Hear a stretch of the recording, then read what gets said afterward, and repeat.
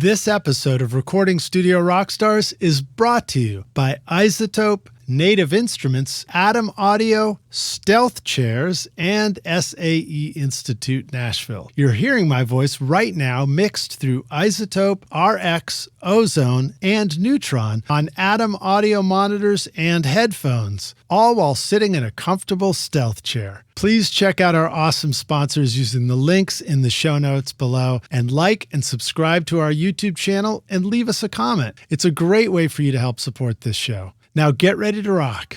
Like, I know how to orchestrate and write and everything, but when you're dealing with really creative people and having to communicate with them, the music part is just part of it. The other part is communicating with people. Right. Trying to listen to what people say, trying to find their vision, to find like what, the difference in like what Joss Stone would want on her Christmas record and what Billy Corgan would want on his rock song is like, they're different. They speak. It's just different. There's a different vibe. It just goes down. Or, Robin Zander singing a French horn part in your ear. I mean, it's just you have to sort of just adjust to how people will do stuff. Yeah. So you have to be quite a bit of a chameleon.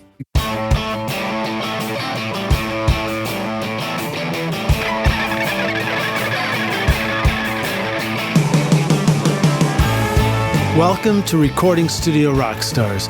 I'm Lid Shaw, and this is the podcast created to help you become a rock star of the recording studio. Dreaming of a career in audio or the entertainment business? SAE Institute Nashville, in the heart of Music Row, offers hands-on programs where you'll learn on professional-grade gear with industry pros, learning through real projects, not just lectures. Explore studio production, live sound, audio for film, and a whole lot more. Or take the entertainment business program to learn about contracts, promotion, and more. With diploma, associate, and bachelor's programs, there's a path for you. Book a tour today at nashville.sae.edu or call 615-244-5848. Howdy, Rockstars. It's your host, Lid Shaw, and welcome back to Recording Studio Rockstars, bringing you into the studio to learn from recording professionals so that you can make your best record ever and be a rock star of the studio yourself. My guest today is Tim Lauer, a versatile musician, producer, and arranger. He's played on albums by Taylor Swift, The Civil Wars, Cheap Trick, Joan Baez, and many more, and arranged strings for Dolly Parton, Smashing Pumpkins, and Shawn Mendes. Tim has produced cast recordings for shows like Nashville, Greenleaf, Big Sky, and Zoe's Extraordinary Playlist. Recently, he worked on Amazon's The Bondsman, Sony's Patsy and Loretta, and Netflix's Country Comfort. He's also part of the dream pop band Bien. It's spelled like bien. Yeah, like bien. Yeah. I love it. With millions of streams and 1.5 million monthly listeners, that's amazing, and serves as musical director for NPR's No Small Endeavor. The first time Tim joined us was on RSR506, so please go check that out if you want to go hear his backstory and learn all about that. And shout out to our mutual friend, Glenn Rosenstein, for making our original introduction. And you had also mentioned Lauren Francis. That's right. Yeah. So shout out to you, Lauren. He actually helped build my studio back in the day. Great guy. Please welcome Tim Lauer back to Recording Studio Rockstars. Tim, are you ready to rock? I'm ready. Glad to have you here, man. Thanks for having me. How'd I do on the reading the teleprompter and all that, Great. It's nice to have the video version of the studio happening now, and you make it look good, dude. No, thank you. Have you done a lot of on-camera stuff? I haven't. Part of your world? I've done a lot of music that goes with picture, but I don't feel super comfortable with the camera and so me being goofy makes it even more challenging. No, it makes it helpful. We're just a couple musicians, but sometimes the added layer of the video fiddling can.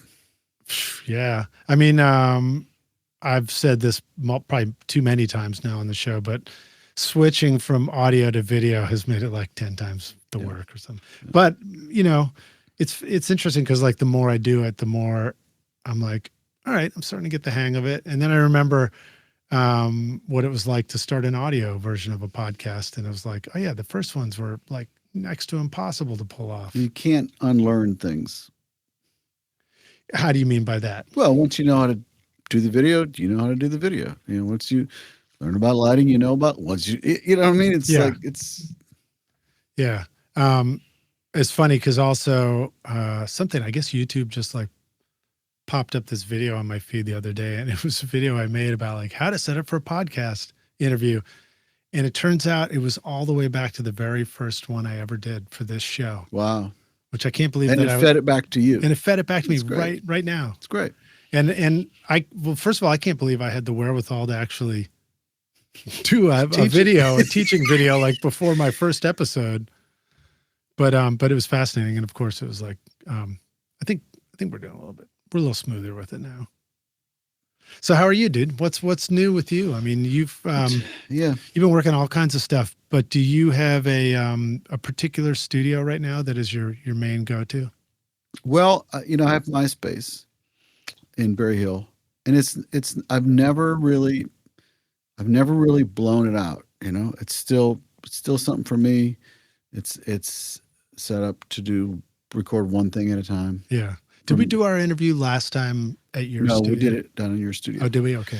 Yeah. But I have keyboards there, and I do overdubs there and do arrange there and finish stuff out there. Yeah. But I'm in Blackbird a lot. Soul Train. Is Soul Train the name of a studio? Soul Train? Oh, it's where another TV show. Scruggs studio. Yeah. It's right across from Brown Owl. Oh yeah. Okay. Cool. Sunflower. Johnny Reed, who's a Scottish artist, who's like a Canadian country artist from Scotland, whatever. He's a great guy. And he bought the place and built it. And I love it because it's got a lot of natural light. I like how it's laid out, that the lounge is really close to the control room. So you can kind of be getting your coffee and feel like you're still there. But if it gets rowdy, you can shut the door and you still have privacy in the, I don't know why. I just like it. It seems kind of like you're just in a house that it's really nice, but it's comfortable. Yeah, there's a lot to be said for creating a studio setting that just feels like you're at home instead of, in some strange place. Turn this on in case we need it. I've been doing some string stuff at Doug Serrett's place. Doug's Uno great. Mas, and that's worked great. He gets, What's Doug's place like?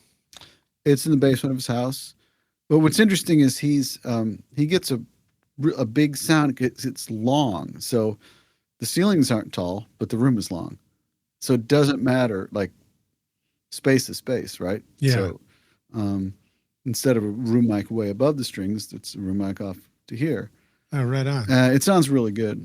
And you've done a lot of strings, right? Aren't you doing a bunch of strings these days too? I probably do more arranging. It seems like I do more arranging than playing, although I'm still playing. The thing is, it's so weird how, like, people say, what you've been doing, and I kind of have to think, what have I been doing? I've been always, it's like, I just always think it's about to be over and my career's over. I'm not going to have any work. Or I'm going to have all this time to like redo my studio or like learn to play the cello or something like that. And then it's just the next week happens and it's just slammed again. And I know. I always wonder if like things really change in our worlds with music and stuff. I know we feel the pressure.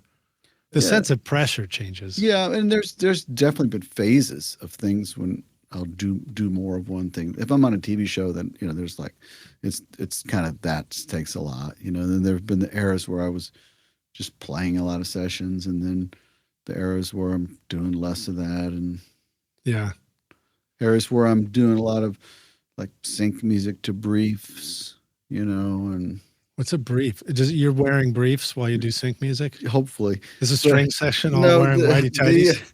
A brief is, as somebody's saying, we need something specific. Yeah. Usually really quick, like in the next day and a half or something like that. Does that dictate the length of the music too?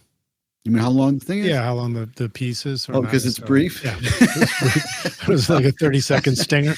No, it could be anything from a 30-second, ad to a submission for a TV themes show song, some specific thing for a drama, like an emotional, Grey's Anatomy kind of thing, or an end title. And when stuff like that comes along, opportunities to go into the studio and make work like that, where do they come from? For somebody who doesn't know anything about how this stuff works. Yeah, they would come from, I write for Secret Road, which is a sync and licensing company. So they bring me some opportunities, and then I have relationships with music supervisors that could be working on a show. I have relationships with people who work at studios, like Universal or Netflix or Lionsgate or whatever. And I also have an agent, UTA, in LA. So there's different directions, And so I kind of probably take it for granted because I've just been doing it for a while. They come from different things, and yeah. Yeah, but I mean, it's true. I mean, I think about when you're new to this, you're like, well, how does that work? Yeah. Especially for people who are like, where do I go find a gig to do something? Yeah. But we probably talked some about that on the last episode too. I think we talked a bunch about session musicians too, if I remember correctly, and charts and all that kind of fun stuff. So Rockstars, if you're curious about that, go check out the previous episode that we did. What about your studio now and your setup?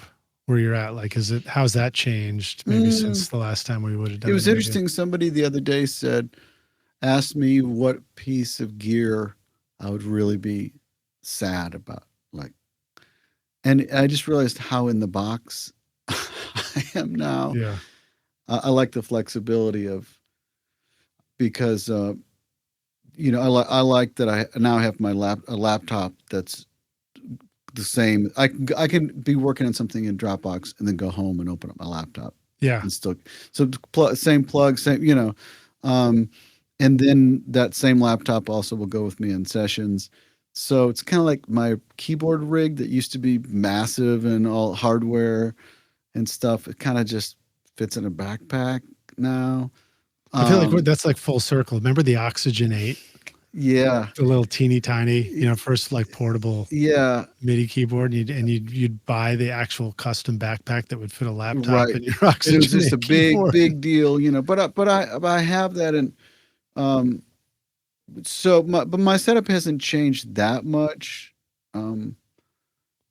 It's the hardware stuff I use at my place would be some amps and Mellotron and percussion stuff.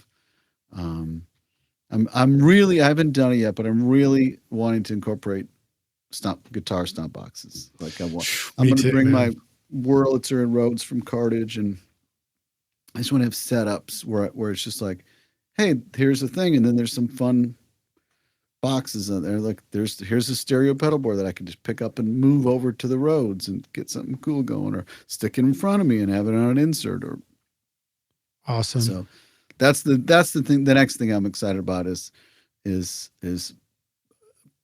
getting a little stomp box scenario going.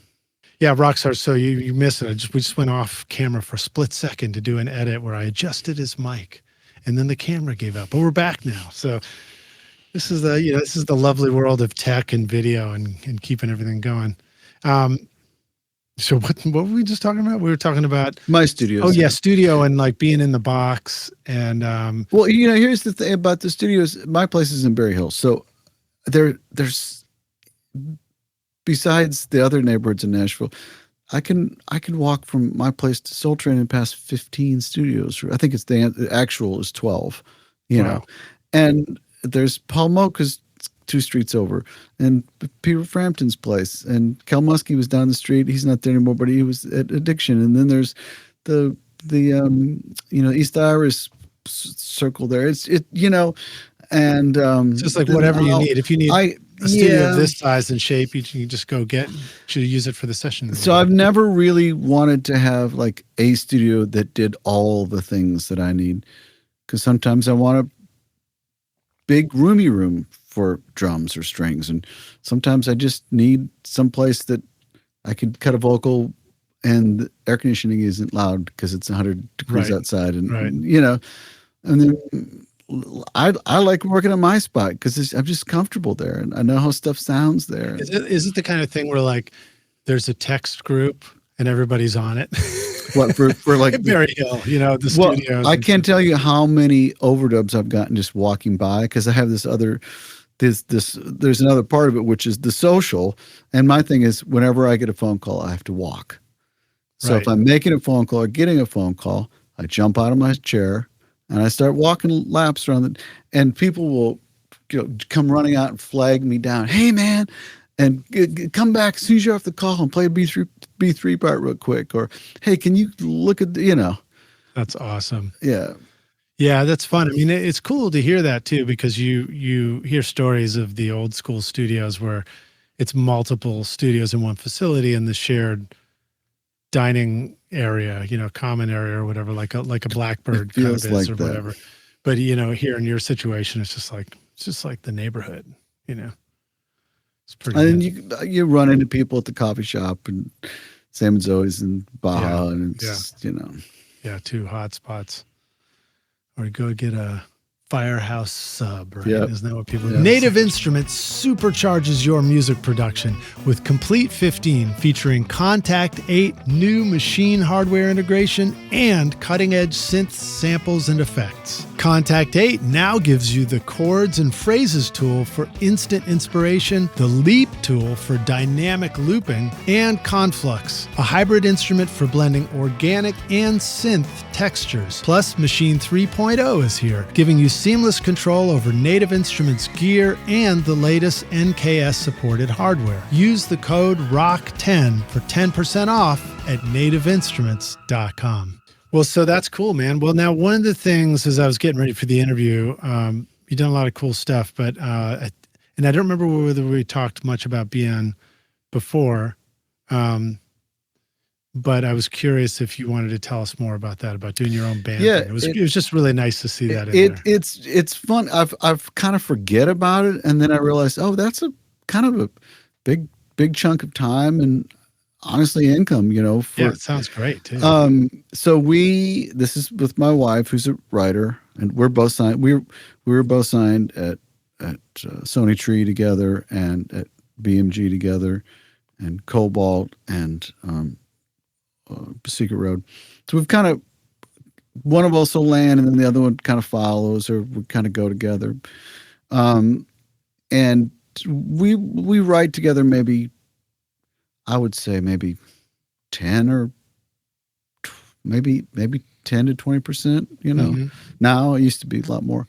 But we have this band Bien with Jessie Early, who I've known since she was 6. Knew her parents. I played on her mom's record and got to know her mom and dad. And they had a studio in their house, and Scott and Carol Parker. And I just go over there, and sometimes they say, hey, have Jessie play her piano lesson thing. And I was in my 20s, and she was in grade school. And so she and Angela started writing, and they wrote these songs that had kind of a sound. And so I was producing them, and they were kind of hanging together with this thing. So we thought, like, is there a genre? What is this? And they were very syncable, and the girls just know how to write.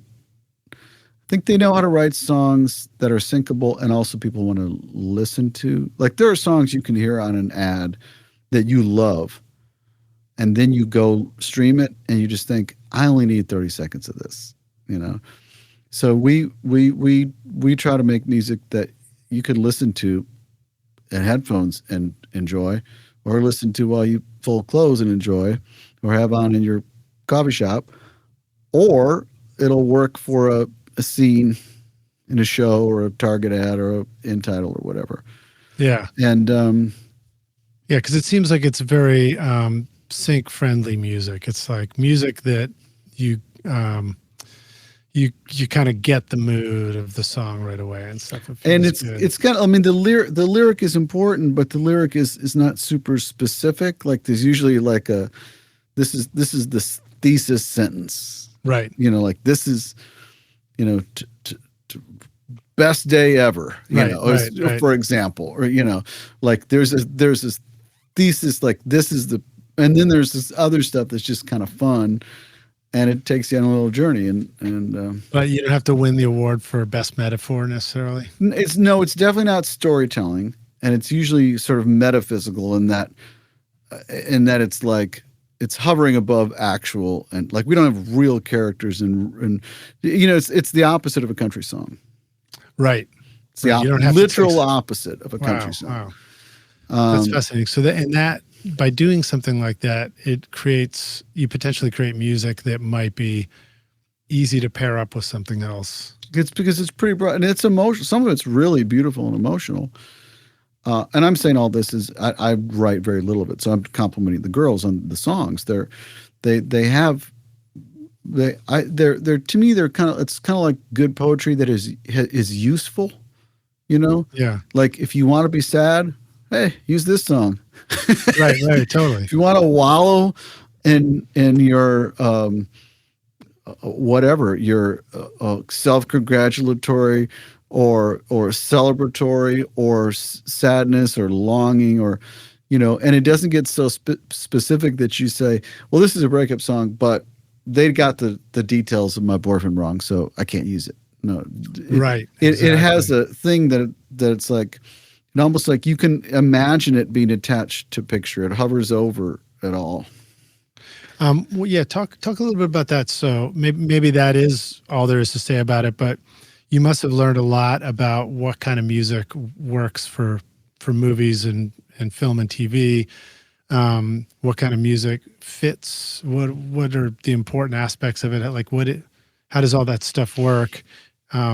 Well, I think sonically too. I mean, that's kind of where I come in. Is none of it's really like you can tell that it's modern, but we don't really chase like pop radio, right? So you hear it and you go, it's modern and it's electronic, but they're definitely not. I'm not trying to find the snare drum sound of the month, right?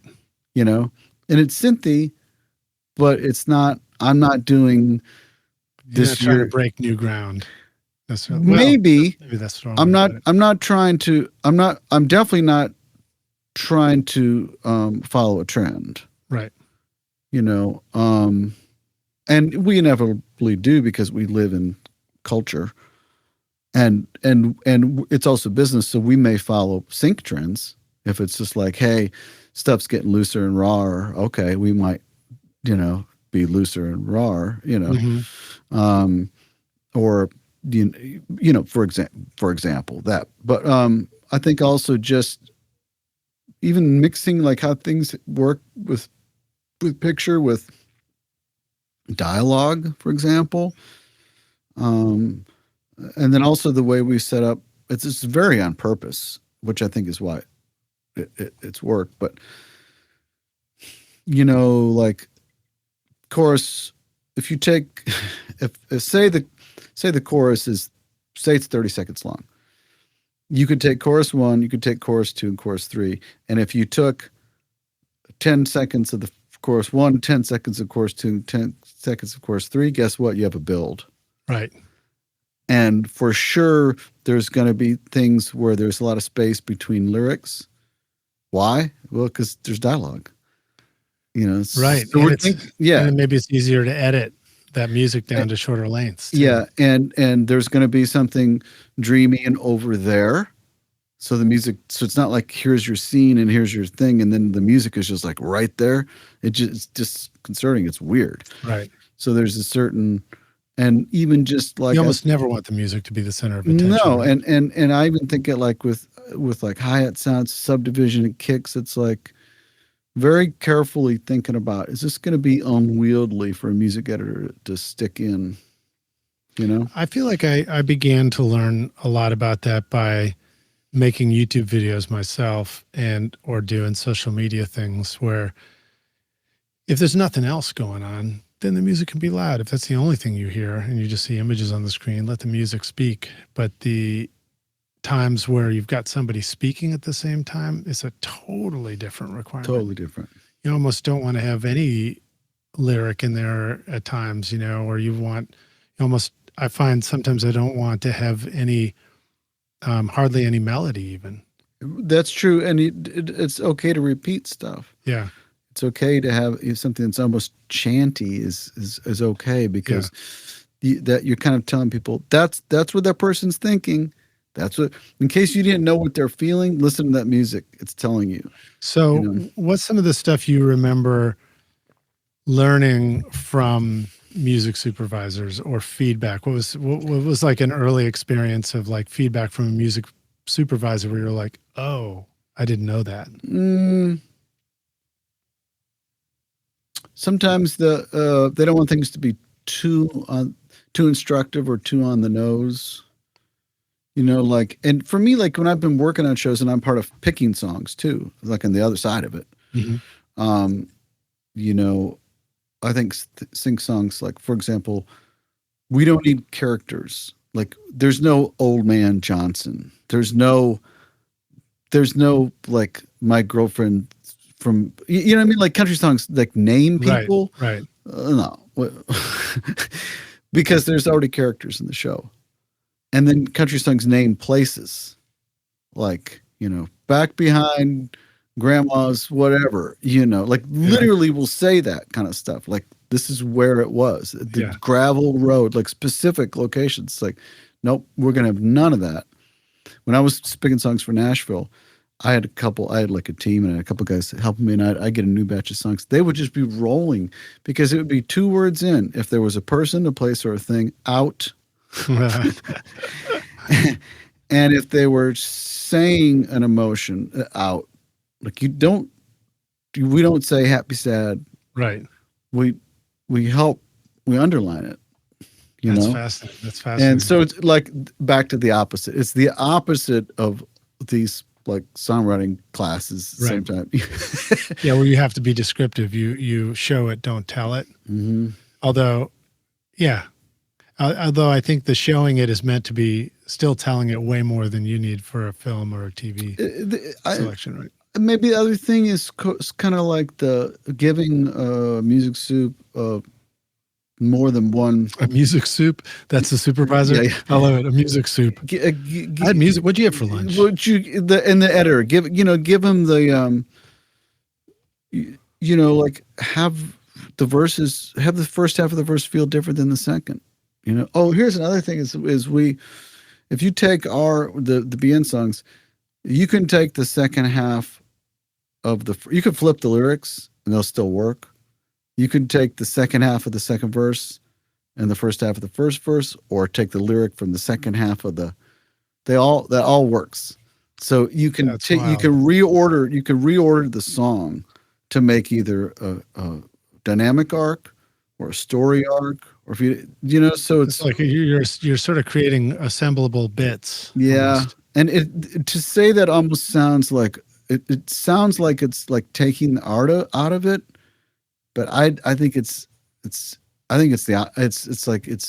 art to doing that, And then I think the fact that we have a lot of monthly listeners and a lot of streams, people will actually find the songs on TV and then go back and listen to them over and over. Yeah. So now with your band, with BN, what are some of the ways? I mean, your credit mentions millions of streams and like, even monthly streams. How do you get to a level like that? Like what is part of the story arc of making something like that work? I'll tell you stories. My wife said, hey, we got an Instagram message from a Swedish DJ who was watching Teen Moms in the middle of the night in Stockholm and wants to remix our song, The Best Part. And she said, what do you think? I said, why not? So I sent stems, and we saw our monthly listeners go from like 3,000 to 6,000. And then it just started this snowball thing where, it was just like, that's amazing. Exponentially. And it was a remake of a song that went viral. Now we don't make a cent off of. I mean, we've had off of the remix or whatever? No, we do, but off of the social media uses. So it was a Garden State and Lost Prince, or those some of the other. Yeah, so it was Garden State, which is called on anime now, or anyway, so it was Garden State, but what was I going to say? It went viral for social media. Right. So TikTok and There's there's like literally like 2 million Instagram reels have used the song. That's wild. So people kind of think of it as like a pop song, like they know it from the radio, but they don't. They know it from Instagram. Right. Yeah. It's fascinating to me that has become the new radio. Really, it really seems to be, because over and over again, when I meet and have a conversation with somebody about something that is done really well. Another producer been on the show, Nick Krill. I think he has a multi-platinum artist, and I think same story, that it got picked up in the right way for social media, and it just gets all this listen. I don't think that so somebody's listening. I'm not saying the strategy is find a Swedish DJ or try to make something for Instagram.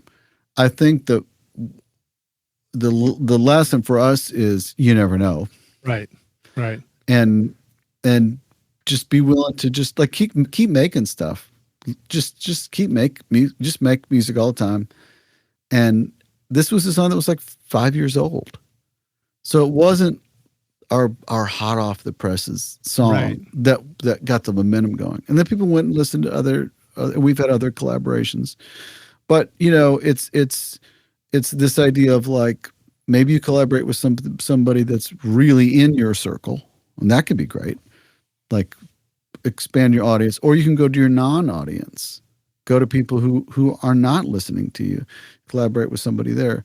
And there's no guarantee, it might come through a McDonald's ad, or Ingrid Michaelson broke through the sweater song. There was an Old Navy commercial. Oh, really? A year later, she's selling out the Ryman. Wow. And so I guess the second part of that question is, when an opportunity does come along like that, have you learned anything about how you hitch your wagon onto it with the band or as the artist, so that you capture as much momentum out of that as possible? What we've just tried to put out, and it's been slow lately because I've been so busy with other things, and the honestly, the TV strike has been really rough for Sync because there's just not shows. There weren't shows made for a while. Right. And does that sort of have a delayed effect too? It's not, everybody thought that it was going to be like pedal to the metal, but it didn't come back.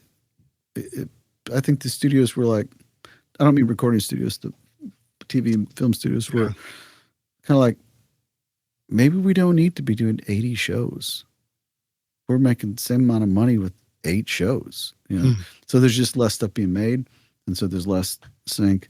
Also, I'm noticing lately in advertising, it's almost exclusively covers of big classics. So we did make the power of those big catalogs. We made a covers EP, and we've had some of those synced. Wow! Almost everything that it's kind of crazy, but I think almost everything that we've done has had at least one sync. That's great. That's kind of crazy. All right. So in the spirit of this podcast being sort of studio focused, let's pivot that to the studio a little bit.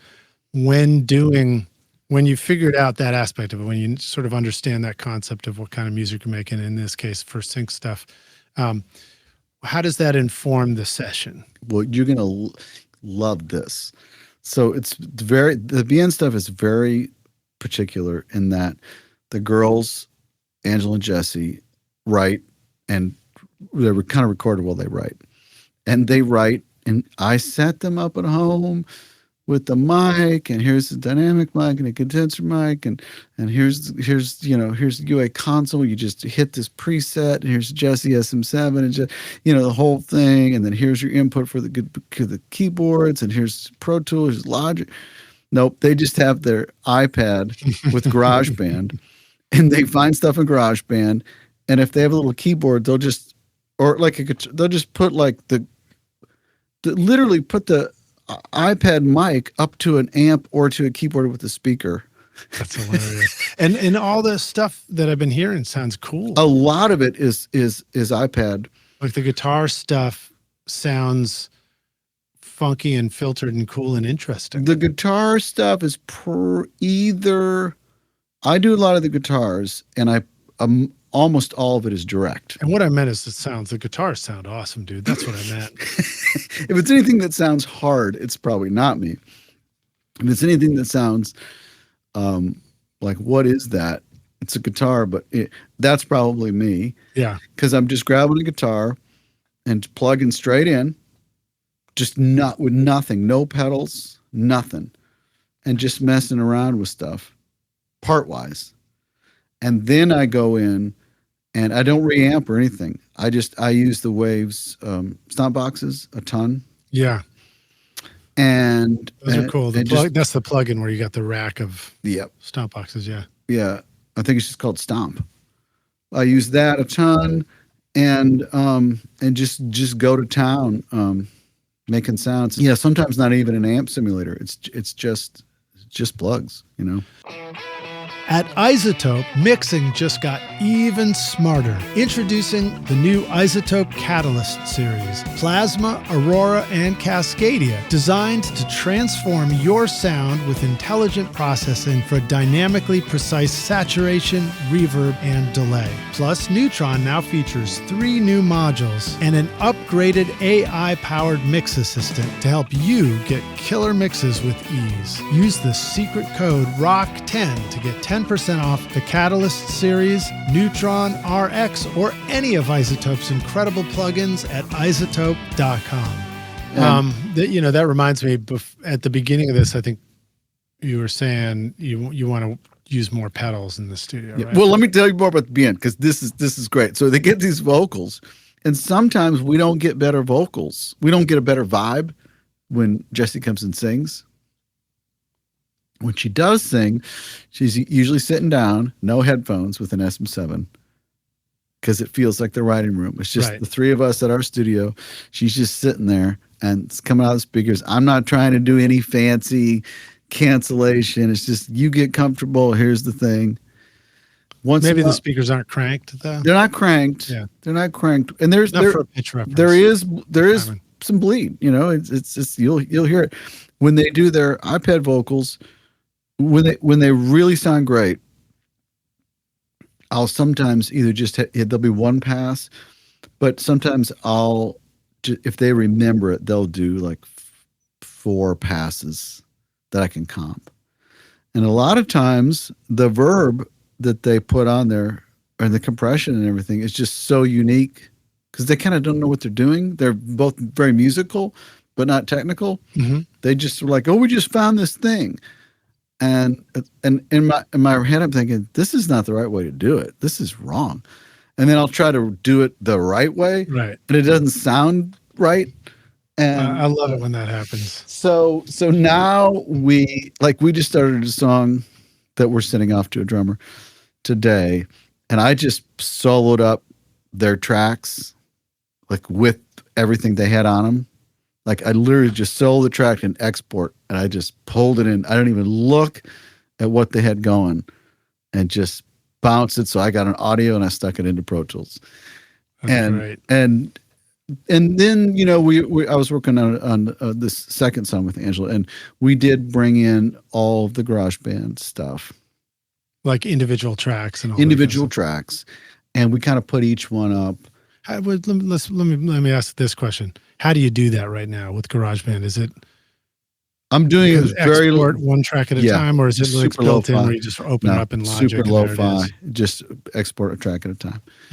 And I try to get the level up. Like if it's something that's really like a pad that's real soft, mm-hmm.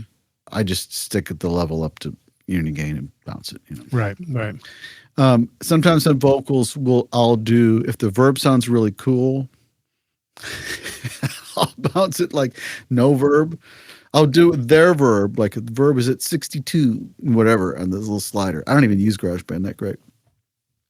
I'll bounce it like that. So this is okay. And then I'll do it dry, and then I'll do it 100% wet. And then if I comp and you can mix it, remix it back together. I'll just group it together. And sometimes, and you know what? Sometimes there's noise on it, and there's dogs like walking by and scratching their collars, and Jesse's got little kids, and there'll be kids in the background. We just roll with it, you know. Yeah, that's amazing. Well, so another thing that I noticed about those mixes too, especially in the vocals, is the vocals sound great. They sound great. It's SM7. And the other aspect of it too is the really great use of wash effects and reverbs and things like that. So I wonder if you could talk to us a little bit about what you've learned about that. You know, what some of the giant reverbs you use in those mixes. Part of a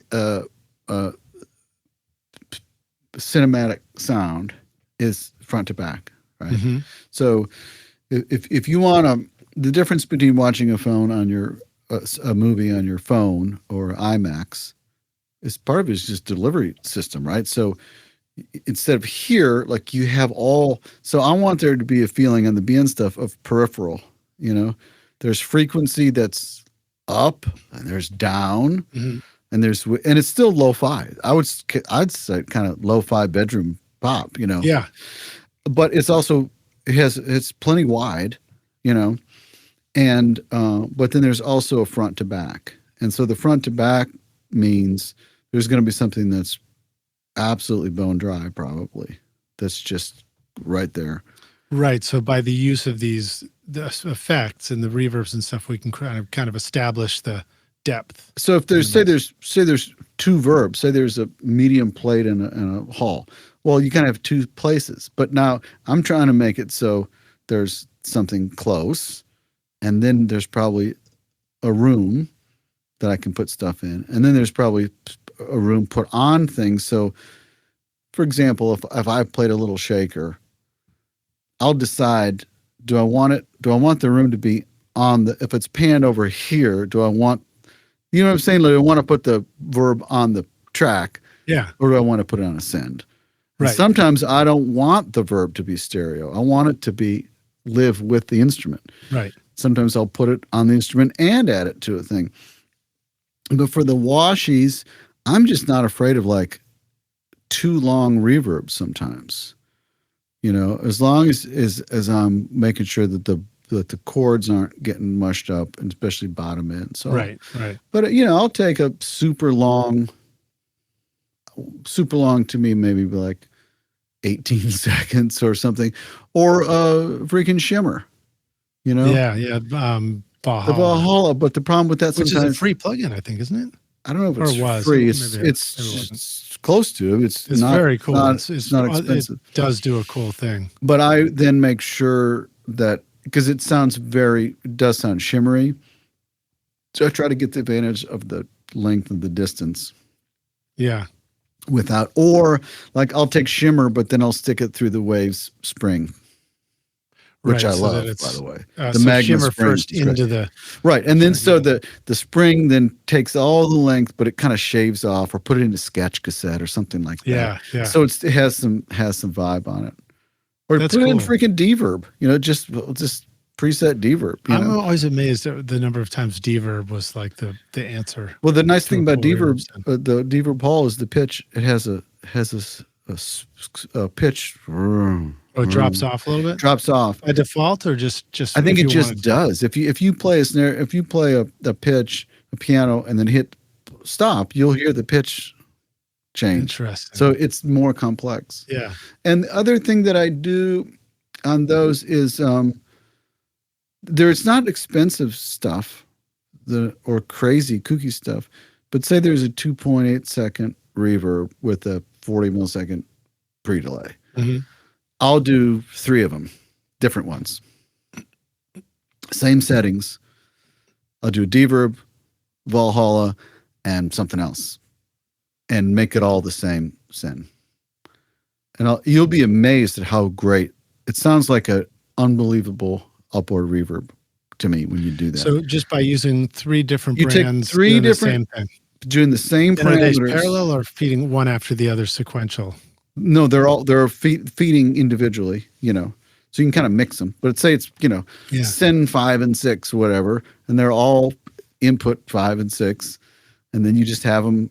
I group them, and They're sometimes on I their want a own little bit more faders, of yeah. this, but it's really interesting. And so there's some of that going on, being like duplicated vibes. Now, what about the moments where like the wash of verb really takes over and really accentuates certain words and then dries up again? And how is that you manipulating sends usually, or is it the return faders? Like, Yeah, what and are some tricks for sometimes that? I know what you're talking about, because sometimes I will do I do automate sends, and so I'll go to, like, I'm not a big fan of S's on reverb, so I'll just take the time to just either I'll duplicate the vocal and chop all the S's off, so they don't go And that's the send of the verbs. yeah. Or if there's T's and S's and breaths, I don't take them out, but I just automate the send down. Yeah. Do you ever, doesn't Melodyne now sort of identify all the S's in a track? It may, yeah. Yeah. I have Melodyne, but I don't, other people use it for me on my, it's like, I need to learn to use it. But then the other thing is, I think what you're talking about is I often have there's a lot of things that I kind of just do with BN stuff, but I'll do it like I might have 3 different tracks that'll be like 4 eighth note delay, 4 shimmer, 4 spring, and then I'll look at the lead vocal and I'll just pop down certain things.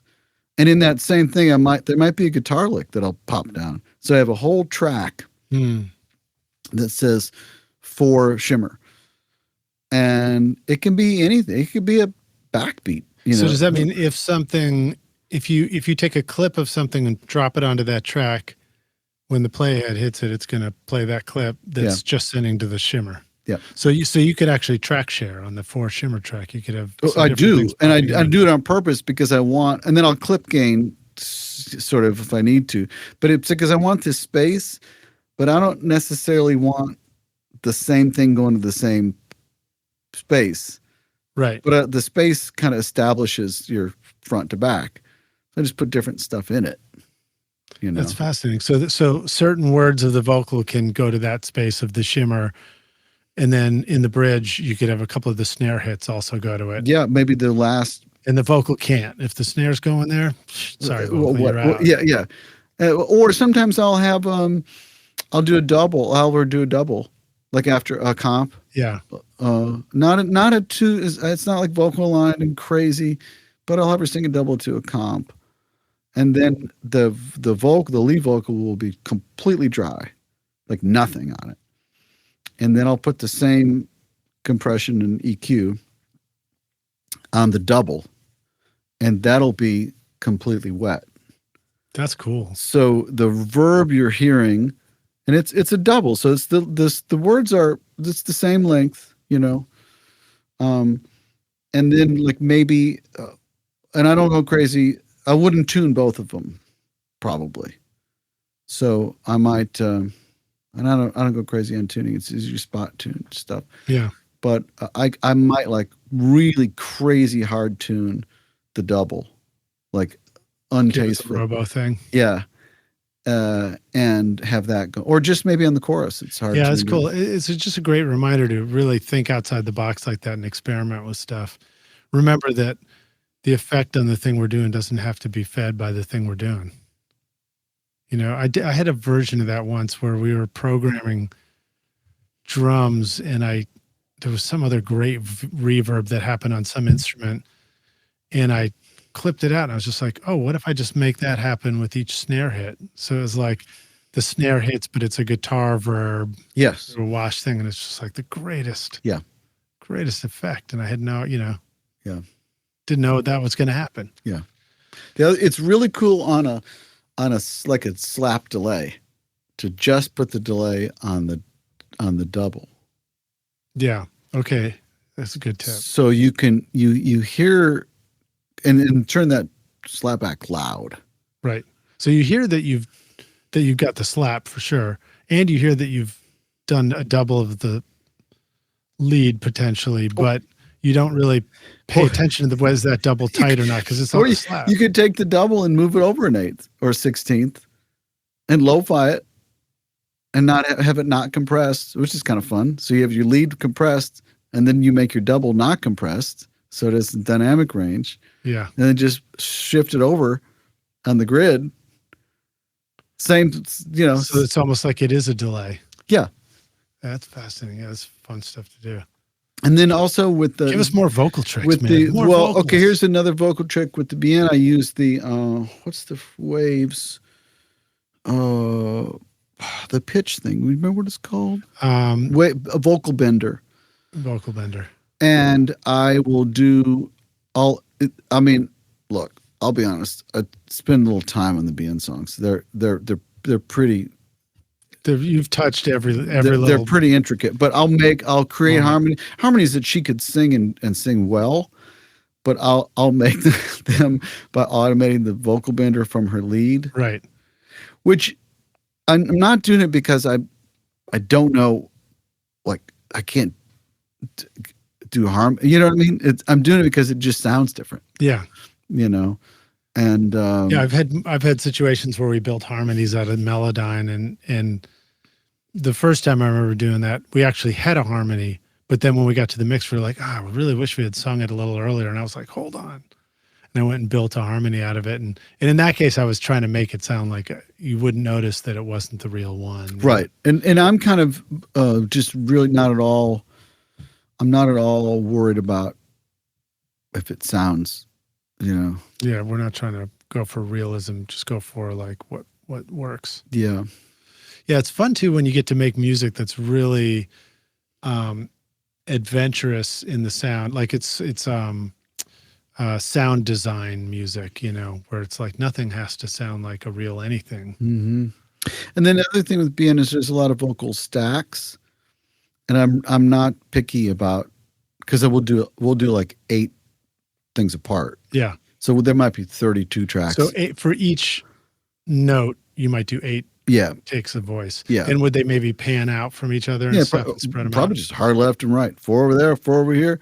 And I don't care if I don't vocal line them. I don't care if they're flat. I don't care if they're sharp, because you're doing 8. Right. If you're doing 2, you kind of have to care. Right. If you do 16, it just gets better and better. Who cares? Just another, go. And it sounds like a choir. It sounds better, actually, like that. You just have to be careful with frequency buildup. Right. So what are some tricks you do? Well, a trick you could do is, you could bus everything to a stereo bus and then find your problem. You could also pick pairs of them and pick different EQs, EQ them differently. You could certainly high pass everything. It's a good starting point. Right, because that's one of the build-up frequencies. Yeah. And then another thing I do is I've got the Moog EQ, and on background vocals, I'll go to that air band, and it's boldly, I mean, it's like I do very bold things. Like it's going. And I'll do it on the 5K, and then I forget what it is. I think 2.5 and 5 and 8 and 10 and 20 and 40 or something like that. And then so I'll just I try to remember so I don't get like a bunch of 20Ks over the left, and but I just flip. I mean, we move fast, and I just have it right here on the launch bracket. Bloop, I just bloop it over, and that's really nice, because then you get each voice, each pass. For each pass, yeah. You get a different of that air band. Yeah. Yeah. And then the other thing would be to have 2 mics just sitting there. And then go, okay, now we're going to do the mid harmony on the other mic, and then 2 on this one and 2 on this one. Right. Yeah, and I've done stuff where I'll just move around on the mic. I'll do like one over here, one over there. One singing that way, one singing that way, one turn my back to the mic. And that's pretty roomy too. But also with the mic thing, sometimes it'll be just like a garage sale Radio Shack mic that it just, you stick it, it's like, man, that sounds pretty terrible. And it's like, that's great. Well, the cool thing about, you talked about doing the EQ in the DAW or having an EQ right next to you, is that can be a fast way to work. Like, no, we don't need to switch out the mic that you're singing on. That's fine. Just stay put, you're already comfortable. So we don't have to change things up. So it's smart to like work quickly that way and then just take care of the nerdy engineer stuff with our nerdy engineer hat on later. Mm-hmm. Are you ready to launch your career in the audio or entertainment business? SAE Institute Nashville, right here in the heart of Music Row, offers hands-on programs to prepare you for the industry. From studio production and live sound to audio for film and a whole lot more. You'll learn by doing, working with professional grade gear alongside experienced industry pros. If you're more into the business side of entertainment, SAE's Entertainment Business Program teaches essential basics like contracts and promotion to help you navigate the industry. With diploma, associate, or bachelor's degrees, there's a path for everyone. Plus, Career Services supports graduates as they take the next step. Want to see it for yourself? Immerse yourself in Nashville's exciting music scene and book a tour today at nashville.sae.edu or call 615-244-5848. Howdy, Rockstars. We're back now for the jam session, the second half of the show. My guest today is Tim Lauer, joining us here at the studio, which still has no name. What should we name this place? What did you just say? You said a phrase. I thought it was a good band name. What did you just say? I don't know. There's a lot of things we said. No, there was a phrase. You might have to back up. And all right, if it comes to you, let me know. Okay. You ready to jam? Yeah, man. All right. Bien. I'm going to just say the French way. Bien. Yeah. Bien. Watch her go. Yeah. I love how you flip the beat around in the intro. It's like a synth, pulsing synth, and you get into it, and then the drums come in, and then you're like, oh, that's where the one is. Such a great little trick, man. I never get tired of that trick. What the hell is that trick? Oh, I'd have to listen again. It's probably just,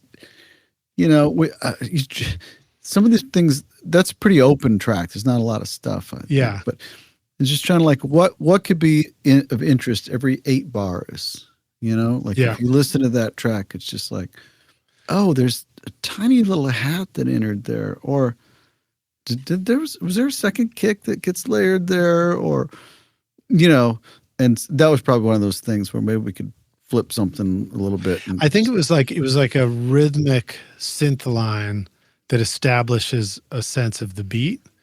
But then when the actual beat comes in, you realize, oh, no, it was on the off beat. It's not where you think it is. Yeah. Yeah. Which I love that effect. It's such honestly, a great way to some of that stuff is also from the girls. I don't know, sometimes they'll find loops on Splice and things like that. And then they forget where it is, or don't ever think about where the one is. Yeah.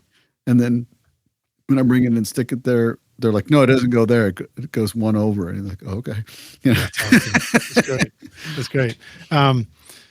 What about, I wanted to ask you that, like, so synths and drums in the Bien production. Yeah. You mentioned Splice just then. I'm guilty of not really having a lot of experience with that in my production myself, but people bring it up all the time. It sounds like it's a pretty good tool. I make really quick decisions, and I usually put in like descriptors, like I'll do like tight snare or like, puffy kick or, things Where do you put something like that? Just in search, Oh, I see. I see what you're saying. Yeah.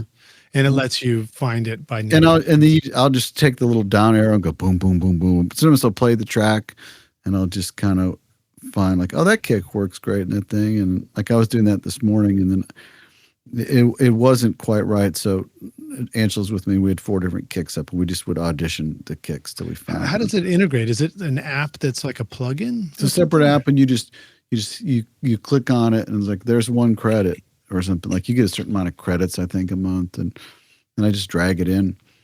But I just started. For a long time, for drums, I would just drag them into my session. And then I got this from my buddy, Bobby Campbell, who works with Angela with some other sync band kind of things. And I was over there, and he drags it into to battery. So, which I started doing, and it's great. So instead of just dragging your kick drum into The session to an onto a audio track. into an audio track, make an instrument track with battery, and drop and drag. Now, guess what? You can tune it. Right. You can add saturation. And you can play it. Figure out how you want to play You it. can play it. Yeah, and then you have velocity, but to playable velocity, and you can change the length and filter it and all that and automate that stuff inside your player. Yeah, battery's great. Native Instruments is that was one of the first virtual drum machines I got, and was fascinated by it. It does so much more than I ever. Then if you're working in MIDI, right, and then somebody comes by and goes, "Hey, man, I want to do this. Like, let's try to half a click up," and then all your, and I don't like doing the printed stuff where you do. Now you got to re-quantize it and all that. No, I'd go back and reprint all that stuff. But if it's MIDI, then it's just like it's not stretched, or you don't have to go with ticks and sample all that stuff. Right, It's just MIDI. You just change the tempo a little bit. Yeah. What about Machine? Is that another one of the? I've not done it. I've seen people get great use out of it. What's if you were to just sort of think through all the places all the tools you use for composing drums and beats and stuff like that? I usually just hit it in. I either drop and drag. Sometimes I'll could be from a folder of samples, or it could be from Splice, or. And I have stuff over the years, that I have. Sometimes I have things that I've made, like. Well, I'll tell you one thing that I like. I like Ting. I like the Ting Stacca Slammer from the Swedish Klevgren company. Oh, right. And I also use. Sometimes I'll take like a very pop sample, like a Splice sample or something from. I use Boom. I use Roland Cloud Xenology. Like Booms are that showed up for us in Pro Tools ages ago, which I always thought was like so great that we finally had a drum machine. But then every time I went to use it, I'm like, what is this crazy beat it starts with? I don't know what to do. But it's just easy. I mean, you just clear that and do the thing. And it was on swing always. And this got odd. And you had to restart it. It wouldn't. If you hit play, it didn't automatically play. You had to re-hit start. Right. But for sound stuff, I just use it as I'll just sample player or and play back from a MIDI track. Yeah. Now we got sample or sample cell. Yeah. But what I like, and I use, so I'll take like a real pop sample, pop meaning electronic, like it's the same over and over. Like say it's 4 on the floor, but then I'll go to Contact and I'll go to say 80s kit or 70s or whatever. And I'll program a kick, and I'll go to the mixer in there, and use the room only. And the reason is because it's round robin sampled. So you have the kick, boo, boo, but the verb then not the verb, the ambience, and I'm using the tiniest bit of it is pow, pow, pow, pow, pow, pow. If you take a snare drum and you have like a gated verb on it from a real player, it goes. Yeah. It goes. The pitch changes like crazy, and so I'll do that. And then sometimes I'll take that sample, and I'll move it maybe 8 cents down on the 5th one, and then on the 11th one it'll be 8 cents up, and then it'll be a loop of 11, because I don't want it to. I'm trying to put random in there.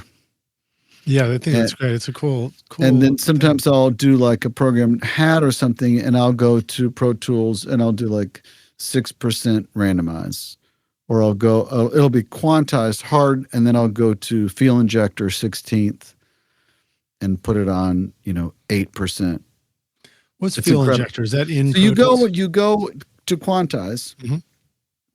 And where you pick like whole note, half note, the 16th, 32nd, you can keep going, and it'll go to think it says like groove templates. Mm-hmm. And you open groove templates, and then it'll be like Cubase groove templates, Pro Tools, and then it'll be like 8th feel injector, 16th feel injector. And there's all these different things. Wow. And they're all just subtle variations. And you can see what they do by going to the 100%, and that's really janky. It's not gridded. But then you define the percentage that you like. And I'll do that with like even our arpeggiated. I use arpeggiators some, but I'm a piano player and I'll just play it in because then I can make it not perfect, like digga, but then I'll change up one little thing. Or I'll do it off to the side and put the tempo way down and play it in real time. And then I'll put fill injector on it or record it real slow and then quantize it at 80%. And then speed the tempo back up and put it back in. Do you feel like you've gotten fairly ninja at MIDI and quantizing? And in Pro Tools, believe it or not. Yeah, really? Because just from all the time that you spent doing that. I don't do Logic and I don't do GarageBand. I just do Pro Tools. If it's in GarageBand, you export it one at a time. That's all I know how to do. I think the sounds are great. I think the drum kits in GarageBand are really great. And I think a lot of the stock sounds in Logic are great. And it's probably better at MIDI. I do a lot of overdubs for people, remote overdubs. Yeah.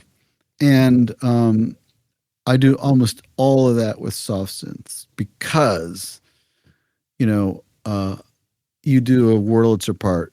I've got a Wurlitzer over there, and I've got an amp, and I've got compressor pedals and whatever, But say I do the part, and then they go, man, I wish it was a little less distorted. Then I got to replay it. Or they say, dude, can you do me one more pass? Just go a little funky with it. Well, tell you what, I don't want to have to match up my thing and blah, blah, blah. So when I do overdubs for people, it's in the box. Yeah. Because I can piano all that stuff.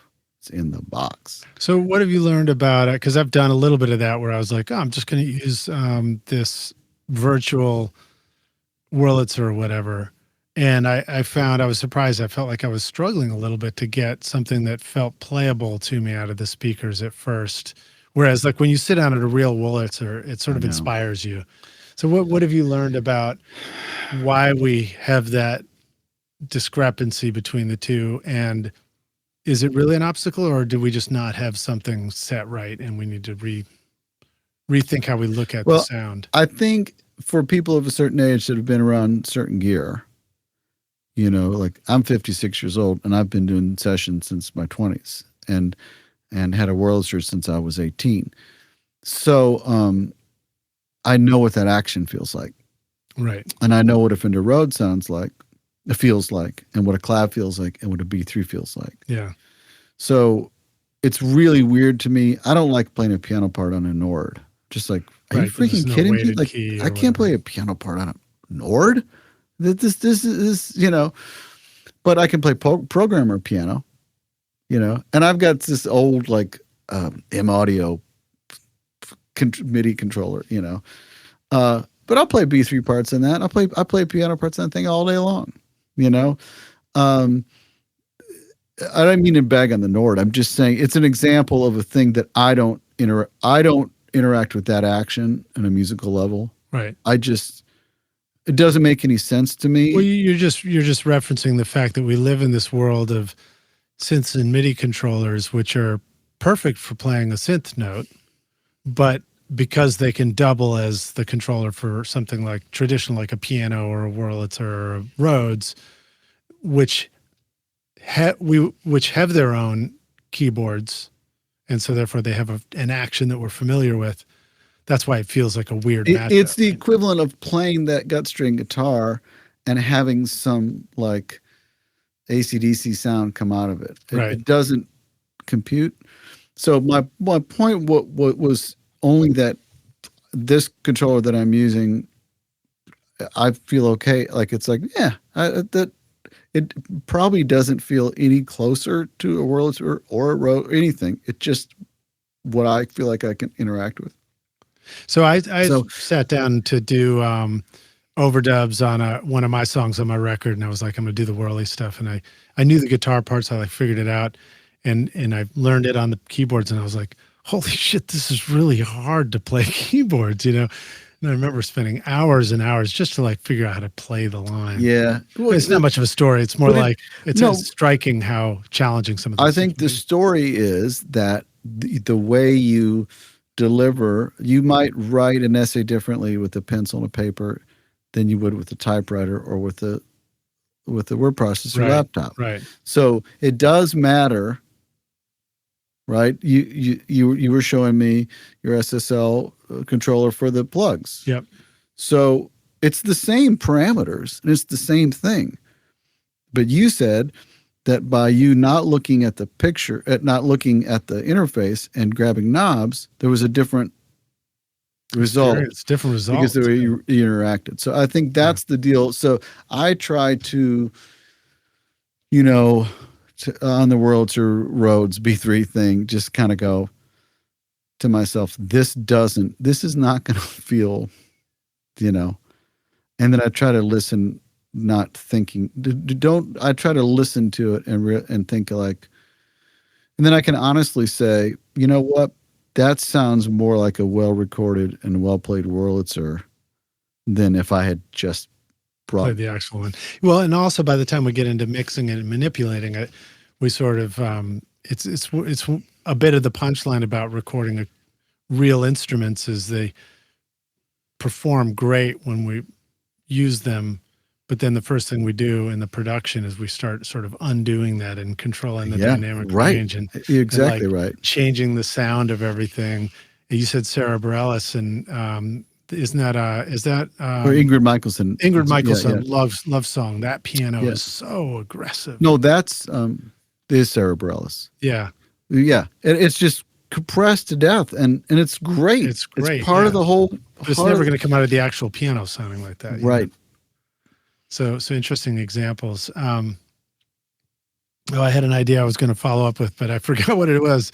So, but you asked about synths. The other thing, though, is part of the BN sound, more than like my thing, is tiny keyboards. So like Casios. Right. I have the little Yamaha reface things. I didn't know you were doing all that stuff. That's great. I've got the Roland, like their little Juno. I have those. You got all the Casio SKs. I have the SK, and I have whatever those, and so that's part of the deal, you know. Yeah. And the Mellotron. And so how do you like to record those little miniature keyboards? Sometimes put a mic on the speaker, and sometimes just find whatever the adapter is, and go in either mono or stereo, or sometimes play through a Cool Cat chorus, or play through something like that. So that brings us full circle back to the pedals. Want to use more guitar pedals. How do you envision kind of an ideal setup for being able to use more guitar pedals in the studio?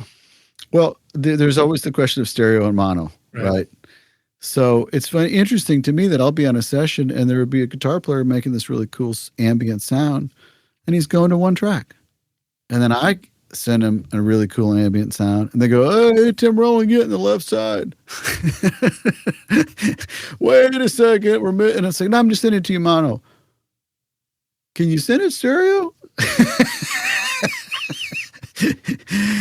So I think this is we'll have to report back.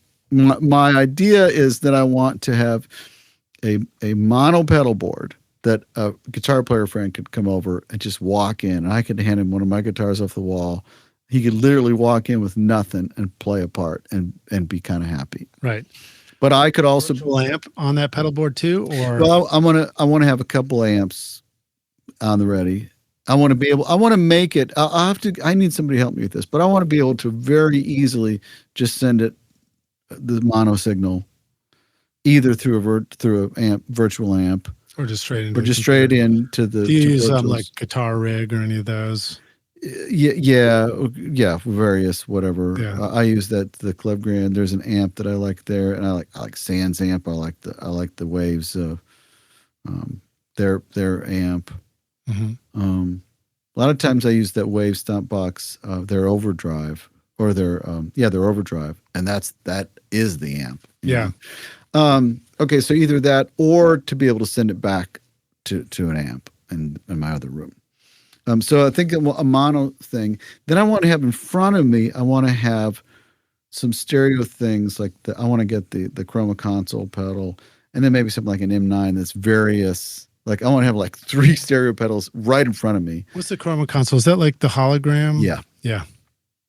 But I want to have them in front of me so that I could just like, I don't know, I got to figure this out, like have it as an insert or a send or whatever.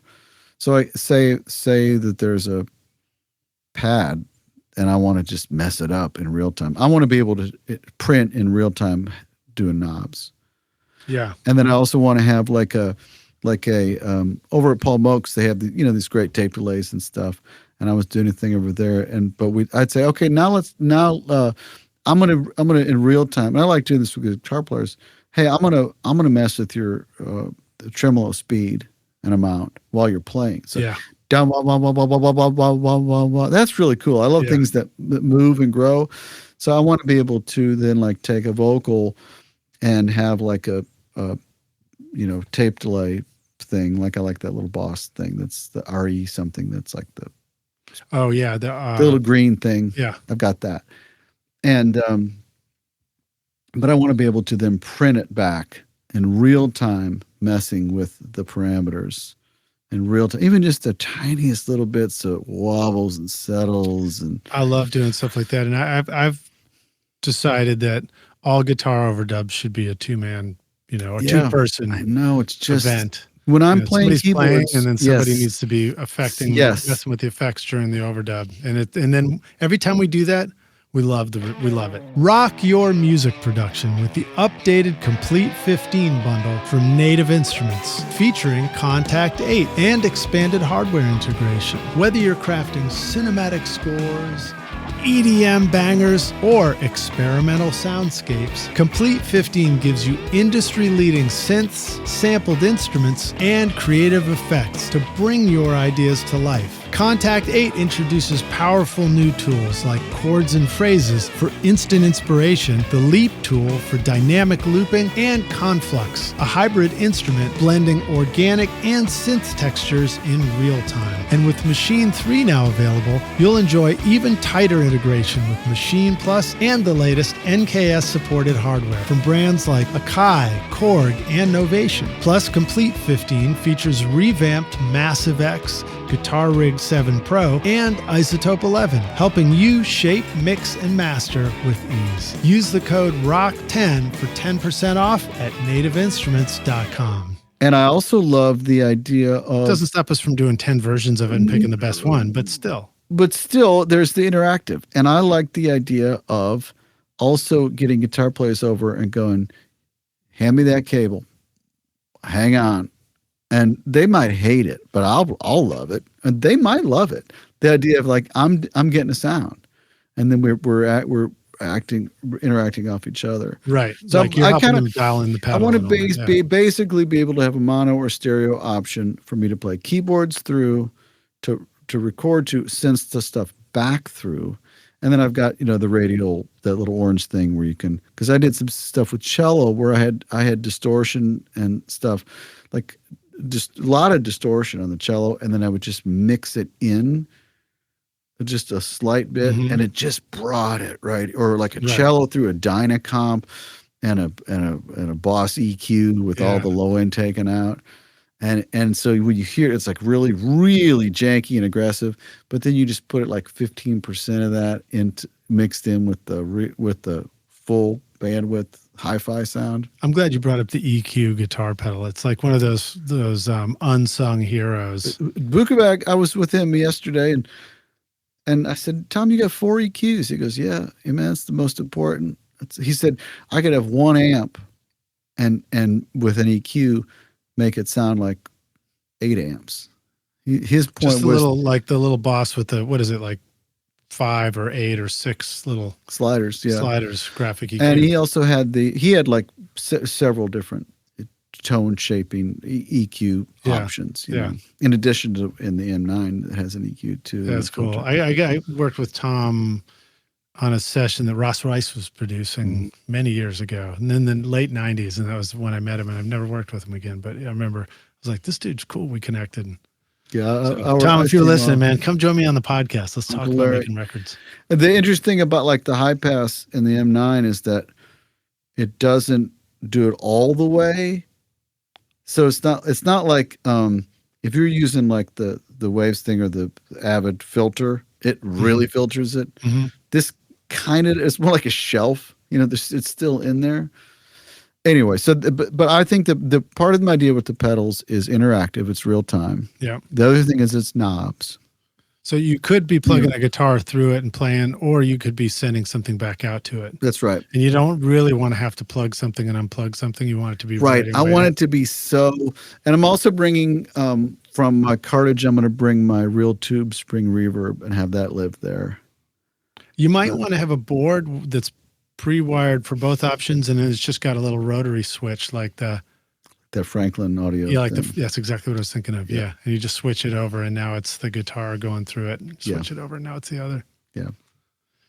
I mean, because you could have a mixer, you could blend things too. That's the other thing is I was thinking of bringing, because I don't really, my cartridge thing is kind of not a thing anymore because it's just, but I have the whole rack that's like a sound mangling rack with compressors and pedals and nice drawers. That pull out and the drawers and a Sans amp in there. And I can mold it. I have a patch bay.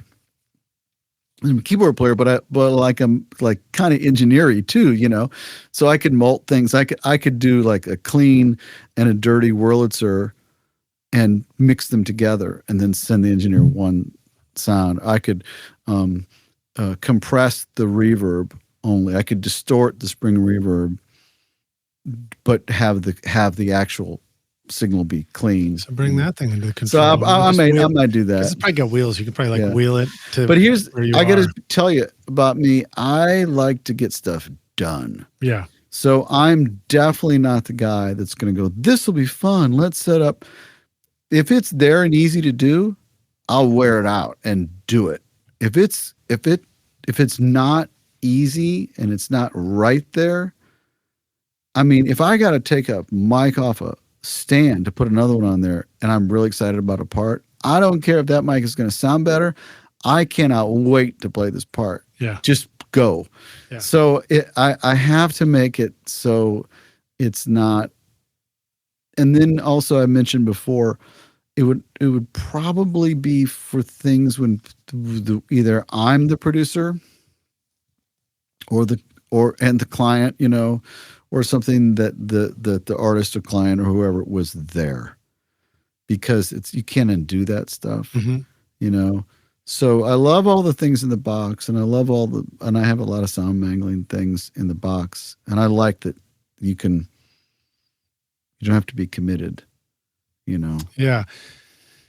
Yeah, I do enjoy that because there are some adjustments I want to make later, but I also really like committing to stuff because in my situation, I'm also working with bands and stuff like, it's like we need to get to the finish line on this stuff by committing to. And you can get if speaking of bands, it's somebody's like it's coming out of a guitar. If they're sitting there over your shoulder, freaking out about something, give them something to do. Hey man, why don't you go find some stomp boxes and get on the floor and help out your buddy and turn up the distortion on the choruses and back for the verses, and then before you know it, they're out of your grill and they're exactly sitting on they're busy. Yeah. What should we do for lunch today? Yeah. I've gone through some of that too, trying to hook everything up and get it so that it's easy to use. Sometimes I find that you get to the other side and it's not any better though. It's like is the grass greener, Like, have you ever done that where you've made everything available and then you're like, now I can't really use it. It's too much all at once. Okay. This is interesting because I'm slowly getting there to where I think I'm going to have interchangeables. Like, instead of having 6 stereo pedals lined up, I might have 2. And then I might come in on Monday morning and swap out you know. But now let me help you with that. Yeah. So all you have to do is swap out one pedal. Yeah. But I propose that you get one of those old watch display cases that like they're on shelves. And Yes, they're rotating, or the sushi train, go to the sushi that goes by. I'll grab that sushi tray of pedals in the studio. But you know, like I have all 4 of those Reface keyboards, you know, and I have like a bunch of Casios and a bunch of those Roland things that you drop in the keyboard. And so I think it'll be like, well, this, instead of going, I want 4 Refaces and the thing, I want to have the power supply there and the 1/4-inch cables and just take it off another shelf. Yeah. And stick it there. So here's the white one, the Synth, the CS for this week. And then the next one is going to be the red one, the organ. And then, you know, so it's in the same spot with the same routing, but it's just enough to keep it interesting. Conveyor belts for the studio. Yeah. As a vegan, I can say it's a better use for a rotisserie oven. You can just put your keyboards in there. All right. Well, so let's see. The other thing I noticed in the Bien productions was the drums really did sound awesome. Like your use of the samples and the synth, you know, they're kind of darkened tones and stuff like that.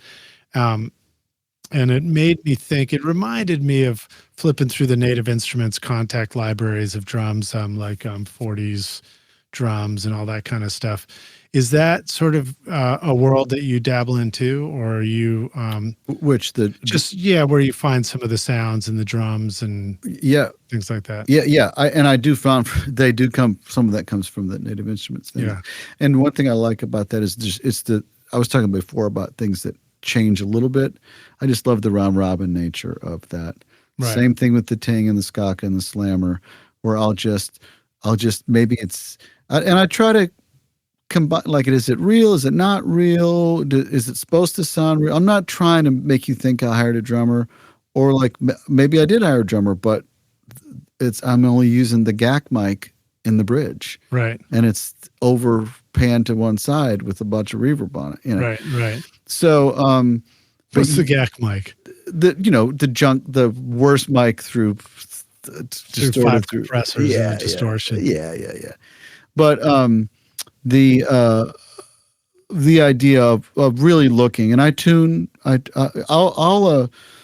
like today, I did this today. I had sort of chords and bass laid out, just like placeholder. Might stay, might not. But when I picked when I was looking for drum sounds, I tune stuff. I pitch stuff. Mm-hmm. I'm very, very deliberate about the length of it, the transients, and the pitch. Mm-hmm. And you'll be amazed when you get pitches right on programmed drums and length of. And we're not even talking about. We're talking about any kind of programmed drum sound, not just any kind something that sounds like a real drum kit. Right, exactly. And a real drum kit. I'll use what's the Waves pitch? Oh, is it Torque? Is that Torque? The one? Yeah. I haven't got it, but I know about it. And I've used that before when it's just like, so why can't I get my kick drum and the bass working together?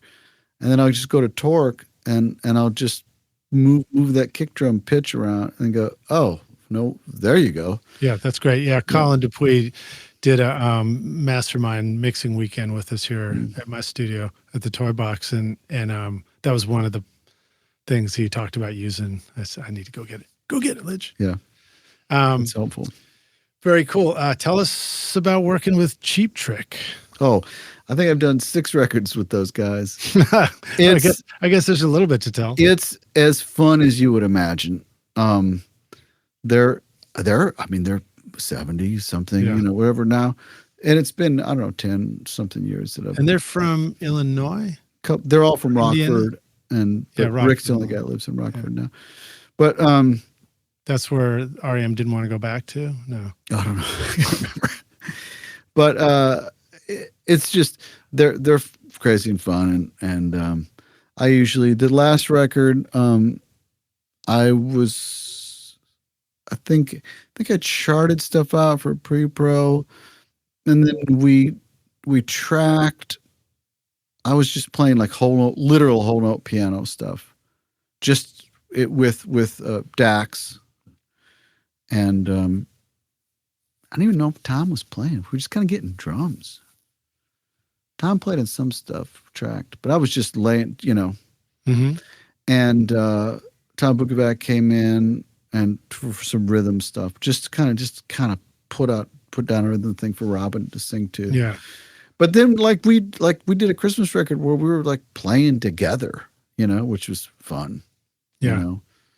They just have such a great sense of power pop too. And Robin sings his butt off. I met Robin when he was doing a solo record that never came out that I loved. One of my favorite things I've ever played on. And I remember being on those sessions, and Pat Buchanan was playing guitar, and I said, man, I can't figure out what kind of music this is. Because Robin was thinking it was country, and I was thinking, well, we kind of do country music here. This doesn't really sound like country to me. And Pat goes, man, how loud do you have the vocal? And I said, well, I got it in there. And he goes, turn that fader up. And I went back and I turned the vocal fader up. And it was like, oh, I don't know why. It was just immediately apparent what I was supposed to play. Oh, that's great. But Cheap Trick's great. Julian Raymond, is the producer and co-writer and a lot of that stuff. And we dress. So I was kind of in the very beginning stages. And then I'm usually playing with them, and then they kind of go off and get everything together. And when you were just describing, turn that thing up, you're talking about your headphone mix in the studio. Yeah. Boy, that's an important topic too. And because some singers rush, and they'll make me rush. Mm-hmm. Some of them drag, and they'll make me drag. Some of them just don't sing with a lot of emotion, and or they're nervous. So I don't usually play to the vocals. It might be in there as a placeholder to like make it feel like a song, or know what they say between right, takes. Yeah. I've done plenty of sessions like that where it's like, as the band, we're expected to get it right first, and the singers, singing along, but they're sort of thinking maybe this isn't their real take yet, so they're just kind of placeholding, or they're just not getting it great, But there have been, but the timing is the most variable instrument is probably the vocal. Yeah, because lyrics are like. So in modern music, you want to play to the drums, right?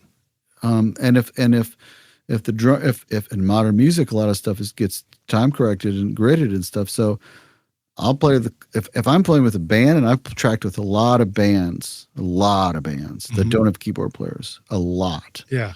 And I'll go to the producer and say, what's your plan for these drums? They'll say, oh man, we are snapping these to the grid. Fine. I'll play the click. Yeah. Which is frustrating when you go in the control room because it sounds like I'm not playing in time. But if I'm playing, say, acoustic piano, that's very hard to edit. Right. They can't edit into So I'll just I'll make it easier on the editor. They're going to hit the drums first anyway, so I just play the click. Yeah. So yeah, and that's sort of my experience too. Like if we're doing sessions where we're maybe not actually snapping things to grids, but the click is the reference, and we're trying to play to the drums, then you gotta listen to something to know that you're following the right leader while you're tracking it, knowing that if somebody else is out from that, they're going to come back and replay to whoever played on the. Also, some drummers, really good drummers that have played a lot live, are used to following, like they pride themselves on following the singer. Mm-hmm. Like, I'm going to follow the singer. Give me more vocal. I'm following the singer.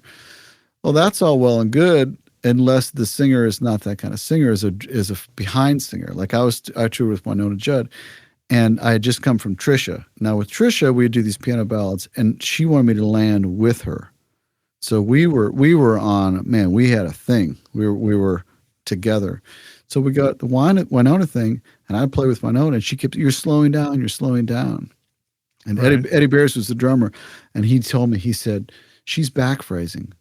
I'm just going to tap you look over, I'm just going to tap my hand on my leg, and you just plow, and you let her phrase around you. Yeah. So you kind of have to know what the score is with the singer. Yeah, and I've felt drummers do that in the studio too, where they slow down to stay with the don't do that. The leader, and it's like, I mean, unless you're doing a clickless vocal and that's what you want. But I mean, like a Cheap But Trick you can just record, feel you the want song to just going in the wrong direction. It's so weird how music goes together like that too. yeah. You know. So it's genre specific and singer specific. I think. Yeah, totally. How about the Smashing Pumpkins? Well, then let me say a Cheap Trick. Then I always, when it's kind of all together, then I always come back and do the like finishing touches, like Dream Police, stringy things, and Right. and you know, sometimes I'll track on piano full chords, and we just mute all that, and I'll just play like big hard low notes, and right. we kind of read. Sometimes it's like I'll do synth things that you don't know as a synth, but it kind of glues in power chords, and so there's a couple different roles, you know. That actually reminds me of something to bring up and see what you think about this. You saw that I have some modular synths down in the studio, analog, and they can be, you know, you learn when you get into that world, you're like, oh, they're just not automatically in tune when you turn it on, you know, depending on which ones you're using. But what I've found is they have a remarkable ability to blend right in with real instruments in a band in a way that maybe a perfect digital instrument doesn't. And then vice versa, you know, a perfect digital track, is it challenging sometimes to make the analog synth fit in there in the right way? You know, it's interesting that I have my main, like, just take a keyboard to a session is this Roland Phantom, and there's a parameter called analog feel, and I was doing this yesterday, and I just cranked that analog feel, and it got real kind of right, but somehow it fit. It was just better. It was just the track better. Yeah. Because I think there's it's just like as soon as you grid something, everything else now has to go to the grid, you know. That's absolutely true. And I think it's similar with tuning. Yes, I totally agree. Or can be. I totally agree with that. Yeah. Okay, so how about Smashing Pumpkins? Because that's in your playlist too. Well, so that I've just worked as an arranger, but I've done a kind of a lot of charts. I was first brought in. Howard Willing, who engineers a lot of this stuff, great engineer. He'd be a good guy to have on the show. He was? I think so. Oh, yeah.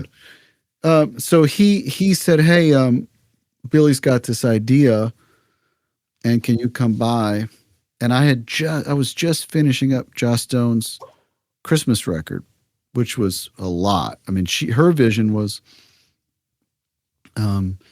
like Julie Andrews 1960s London, you know, something that her grandma would like.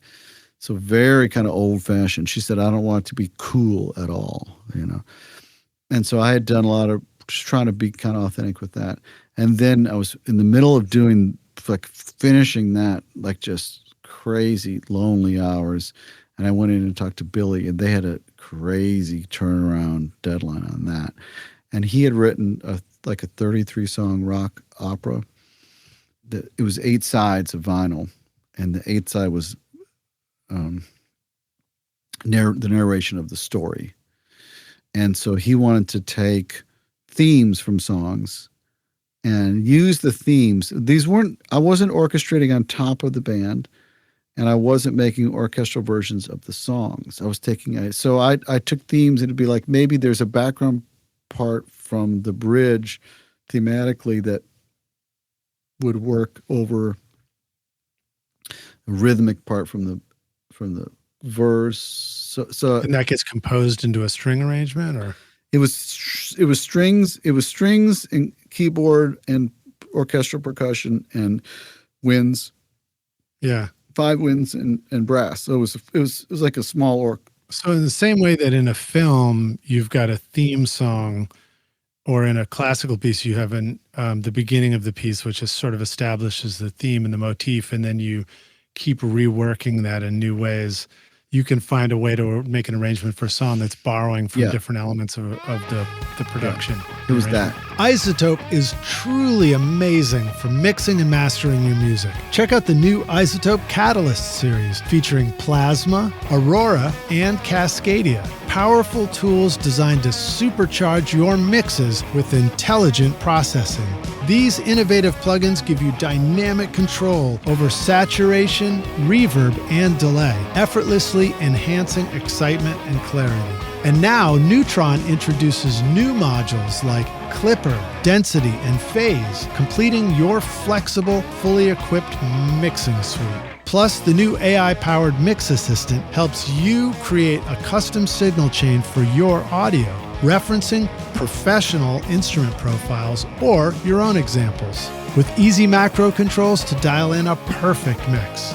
Use the coupon code ROCK10 to get 10% off Plasma, Ozone, Neutron, RX, or any of the fantastic plugins at iZotope.com. So he had cool. identified certain songs, and he had a good vision, but he wanted it to sound like the read-along Disney records from I don't know, probably the 60s, which I actually had a few of my own home, and then there's a bunch on Spotify. So I just went on these long walks and listened, like, oh, that's how they use flutes. Oh, that's how they use timpani, and that's the trumpet comes in. Now, was there a chance that he has kids of the right age? At that time? His kids. Yeah, this was a few years ago, so his kids were like 6 and 8 or something. That's perfect. I love it. And I love how that life experience. You know. Yeah. So I got a whole side of vinyl, just me, you know, but Billy was really good with. I mean, you can't just like give him something. He goes, great, man. There's interaction. there's opinions, you know. Yeah. But it was very helpful because it was kind of an idea I never would have had, you know. And he gave me a really long leash on that. And then that turned into taking some like Big Pumpkin songs that had strings like Disarm and and for the live show, instead of using the record that was maybe like 4 or 8 strings, we did like big strings, you know, like 20 something strings and full brass and full winds and like timpani hits and stuff, and made just a way blown up version of those. That's cool for live. Yeah. And I've seen the show a couple of times, and it's cranked. It's so cool. It's fun to hear. That's great. That's a lot of fun, man. I forget the song titles, but there's like 4 of them. And then on this last record, he kept saying like Wagner, you know, so which I take as big and bold and melodic, big leaps, you know. Yeah. And so we did songs in this new record, and you know, typically I do a string chart and people go, dude, that's beautiful, you know, or something like, I wish it went even higher in the last chorus, stuff like that. Yeah.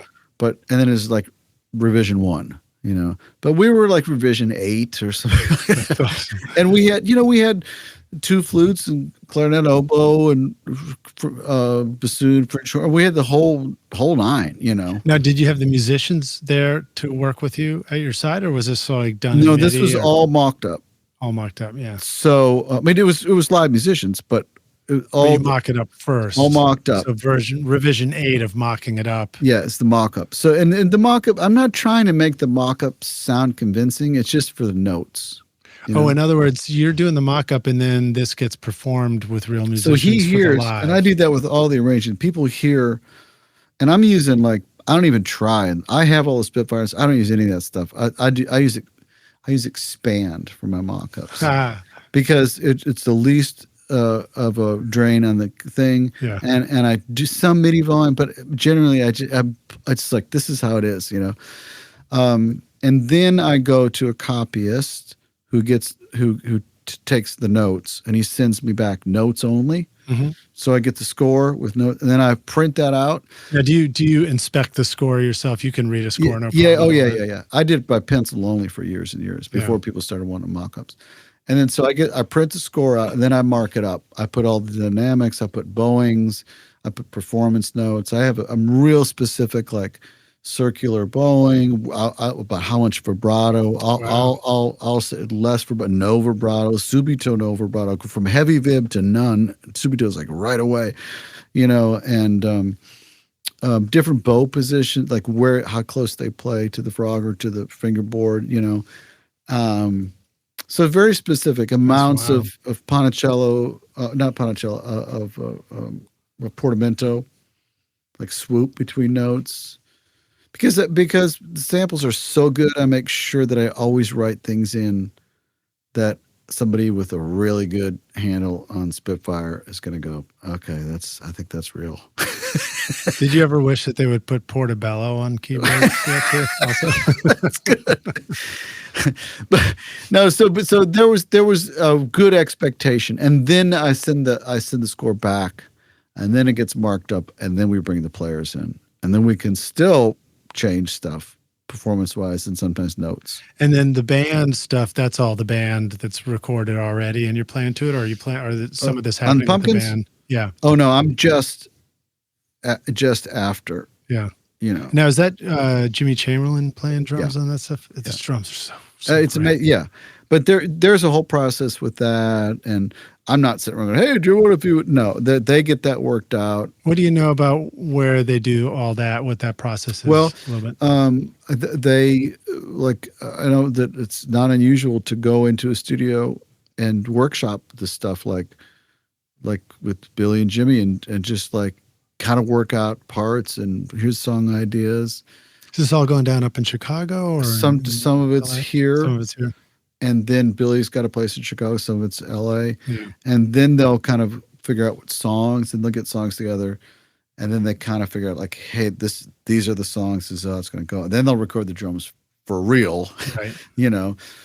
And spend, like a lot of time getting sounds. And because Jimmy's parts are very written. They're right. It's like he's not like shooting from the hip, and you want him to play the same parts live. I mean, like it's how everybody's it goes. Expecting this to is how it goes. Yeah. Yeah.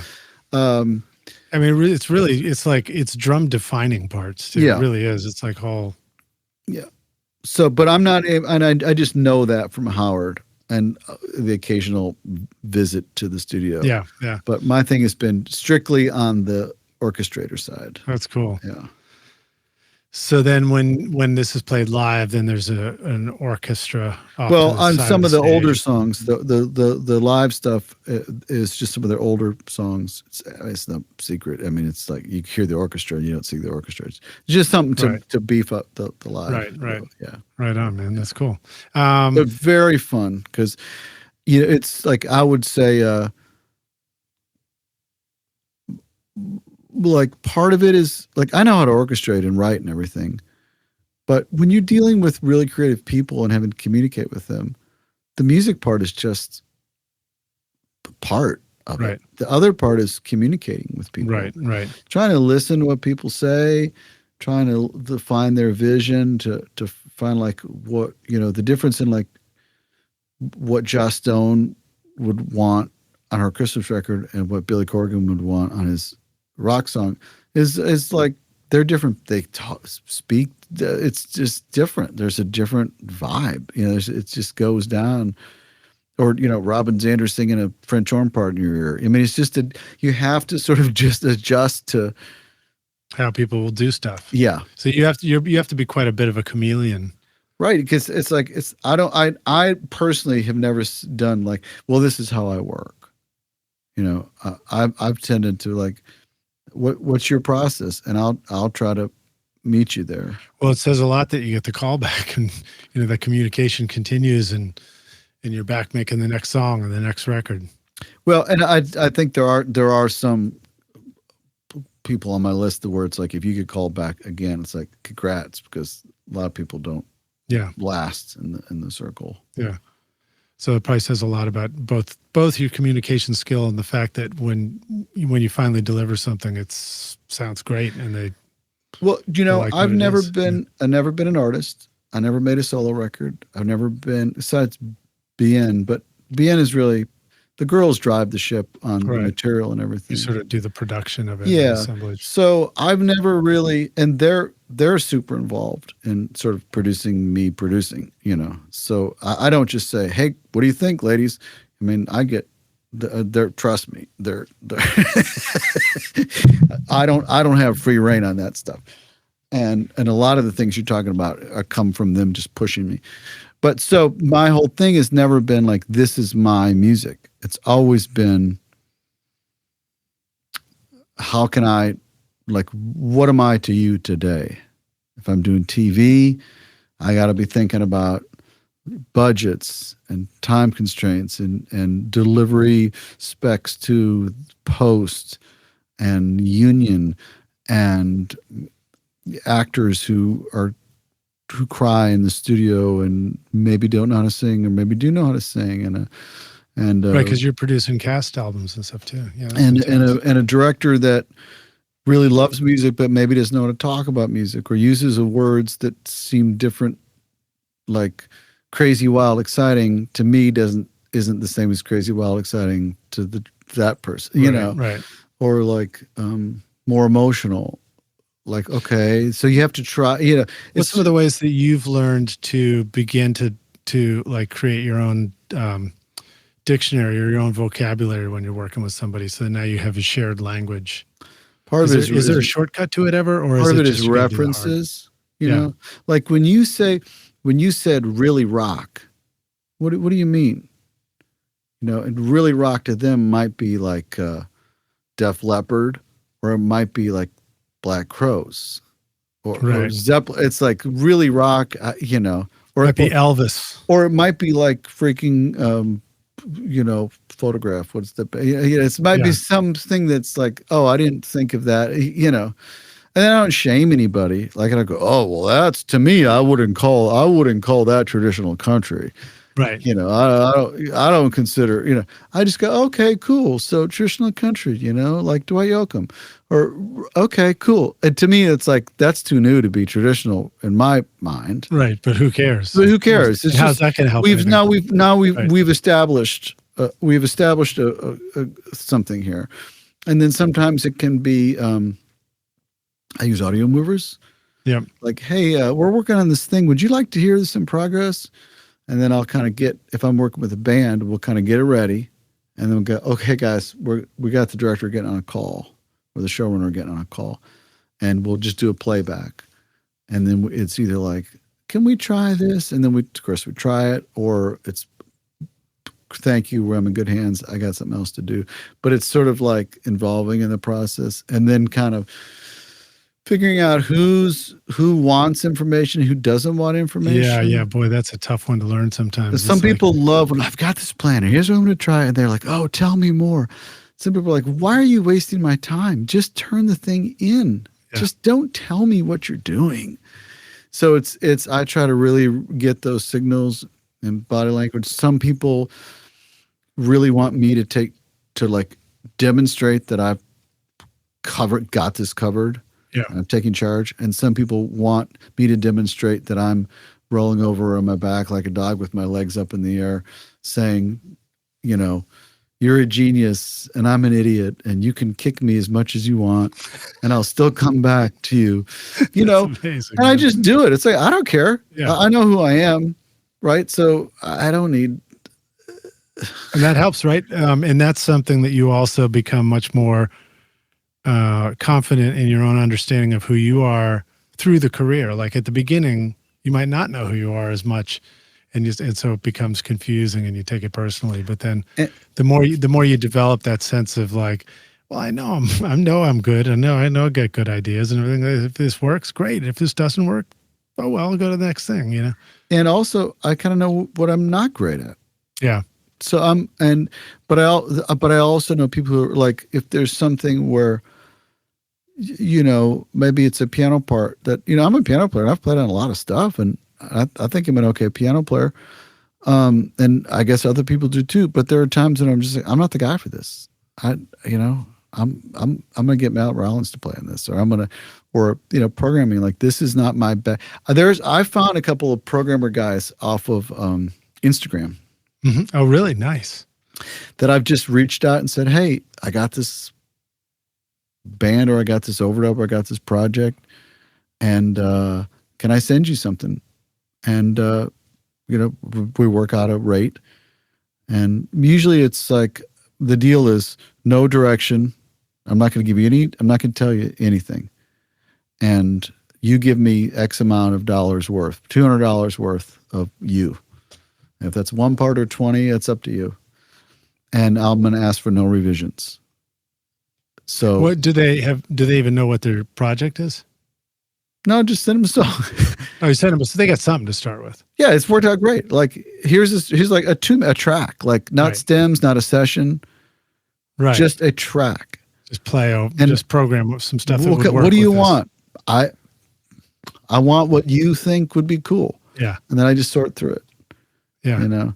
So, and then there are but my point is that there are things that maybe I should mix and things that I shouldn't mix.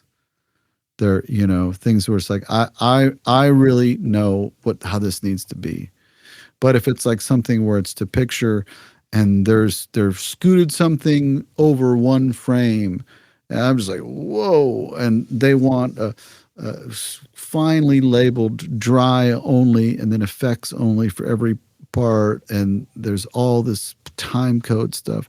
I'll get somebody like Mike Poole to handle. Somebody who's great at it. Somebody who's really comfortable with that. Yeah, I think it's good. It's good to know that. I mean, right now, my kryptonite is all the text on the screen and the emails and the communication things, and just getting proofreading things. So I just turned to ChatGPT, and I'm like, "Would you just make sure I did this right?" There's Seth Godin has a prompt. I use Claude, which is same or similar, whatever. But there's a prompt that it's not a dancing app. No, I copy and paste that says, "Please edit this for clarity, focus, brevity, and maintain a friendly tone," or something like that. And then I'll stick an email in there and see how it goes. It does. We didn't even talk about AI and music, but I know. I thought we were going to, but we talked about cool shit though. I got to say, man, we can do AI in the next one if you want. I've thought a lot about it and used it a little. Me too. We probably talked about it twice this week already on the podcast. Bottom line is I don't use any of it for anything that's label or TV related, because they haven't worked out the legal. So if I do something for Universal for a TV show, I actually sign something that says if there's any problems with anything AI, lyric or otherwise, that it's on me. Right. So I don't want them. I don't want anything on me. Right. In 10 years, they sell a series to this North Korean entertainment company, and this AI comes back and says, "Hey, those two lyrics right there, Tim Lauer got on his account from ChatGPT, and you owe us $20,000." And I'm just like, I didn't get $20,000 to write the friggin' song. And we don't care. You owe us $20,000. So I don't do that. But I have. And I've used Udio just for fun and been amazed. Anybody who says it'll never touch live musicians is deluded. It's really, really good. I don't think it takes you all the way there, but it may not get you exactly what you want, but it does really, really good work. It writes great lyrics. It has great singers. It has great players. It has great recordings and great mixes. And that is just a fact. And if you think otherwise, you haven't heard the right thing. Second of all, the legal isn't worked out. Third of all, I'm banking for the rest of my working career that there are people I'm banking on people's egos. I work for people, artists, showrunners, that have an ego big enough that these people don't want to trust their orchestration to a computer. Right. Yeah. And they want the experience. If you have a singer-songwriter writing these songs, how demoralizing is it? I don't know if that's the right word, to trust their songs that came from their heart to an AI drummer. It's like the human drummer might be worse, but they want the experience. By the way, I have no problems. If there was a show out that was written, acted, directed, scored, edited by AI that would entertain me, I'd watch it all day long and not feel any guilt. So I'm very agnostic about the use of it. Right. Yeah. I just think that there are people with big ego. A showrunner wants an executive music producer or song producer or composer, whatever my job is, that they can put under their thumb and call it midnight and yell at. And sign me up. Right? And they don't want it 85% of the way they're cheap. They want it 98% of the way they're expensive. Yeah.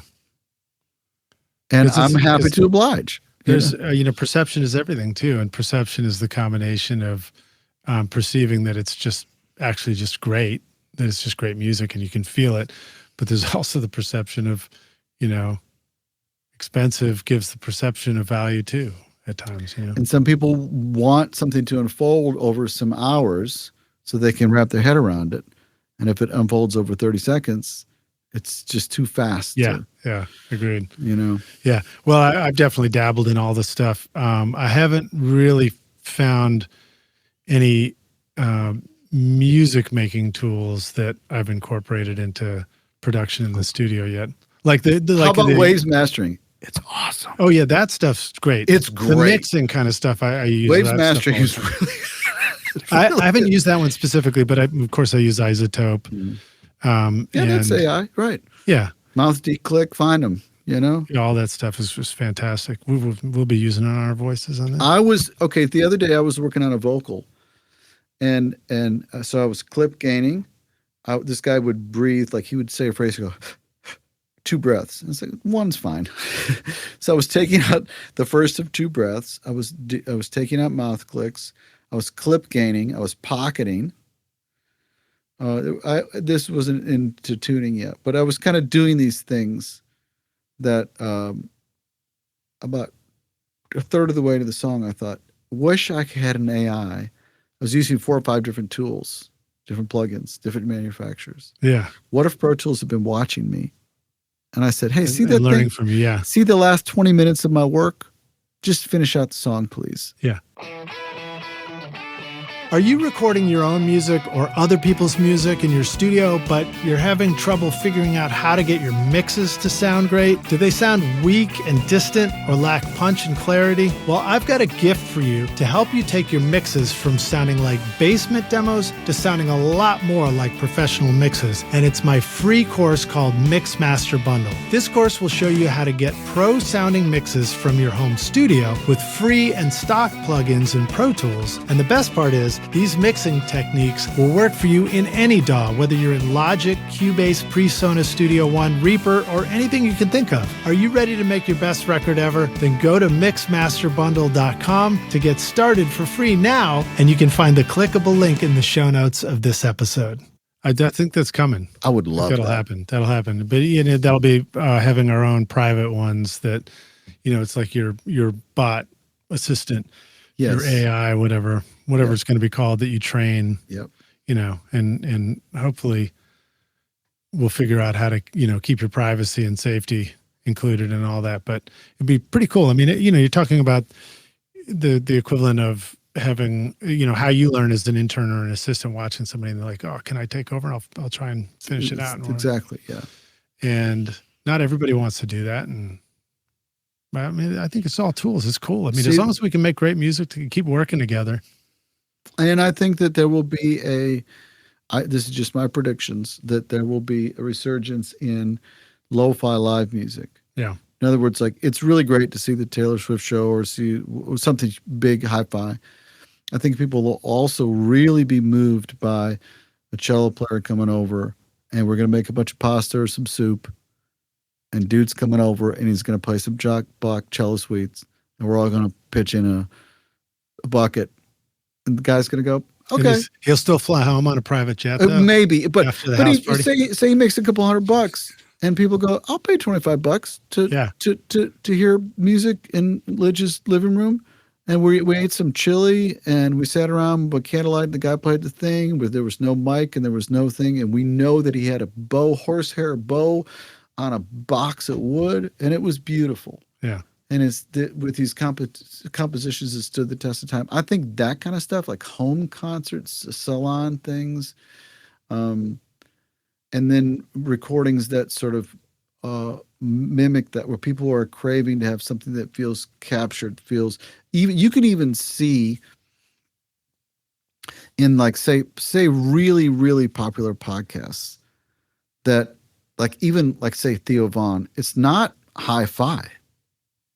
It's this This is hi-fi compared. Right. This is hi-fi compared to recording no video, but it's not lower fi than Huberman. Yeah. You know. Yeah, it's fun for me to go out and see what all the other podcasts are out there and just sort of like study them. How do they do it? But my point is, you've been talking to me for a long time, as opposed to somebody going on Jimmy Kimmel with 4 cameras, huge, massive cameras, a house band, a massive console, huge advertising budgets. There's something that is people love about something like this. That's a couple guys sitting around talking about music and gear in a fairly lo-fi kind of way. So I think things like what we're doing is going to become more popular because of the things that AI is taking care of and the contrast between it. That's just my prediction. And the cool thing for me about having done this too is, I mean, when the hell else was I going to sit down and get talk to you and for 2 straight hours and hear all about your music career. I mean, I know you around town, we interact with each other. And, I'm more likely to get a short story, that's real life, you get short stories. And then sometimes you do get long stories. And so it's a lot of fun to do the long form stuff like this where you really get to listen to somebody. So how worried are you about AI? Now we're talking about no, I mean, I like to call it's just drum machine 2.0. I hope you're right. Yeah. So I think that it'll be, I think it'll change everything, but I think that people will use it well. And I think that as humans, unless we somehow forget that we really love other humans and we only love computers, then I don't see why, there's going to be, here we are. I'm hanging out with you talking about it right now. So it hasn't replaced our ability to talk, Yeah. So I don't know. I'm excited to see what comes though. I was just making a little AI picture to send back to somebody whose attention I wanted to get today. So, the other day I got a brief for a joke song. I've had several joke songs go through for ads, Yeah. So people come to me. Same people come back for these joke songs. You know what I mean? Ad, funny. So bad they're so good, they're so bad they're good, or you know what I'm saying? And it was for a restaurant ad, and they sent the brief, and then they sent an example, and I listened to the example, and they said you can't use anything from this because it was AI generated, and it was so good, it was so funny, the singer was so great, everything about it was so well done that I turned down the brief because I thought I can't go today.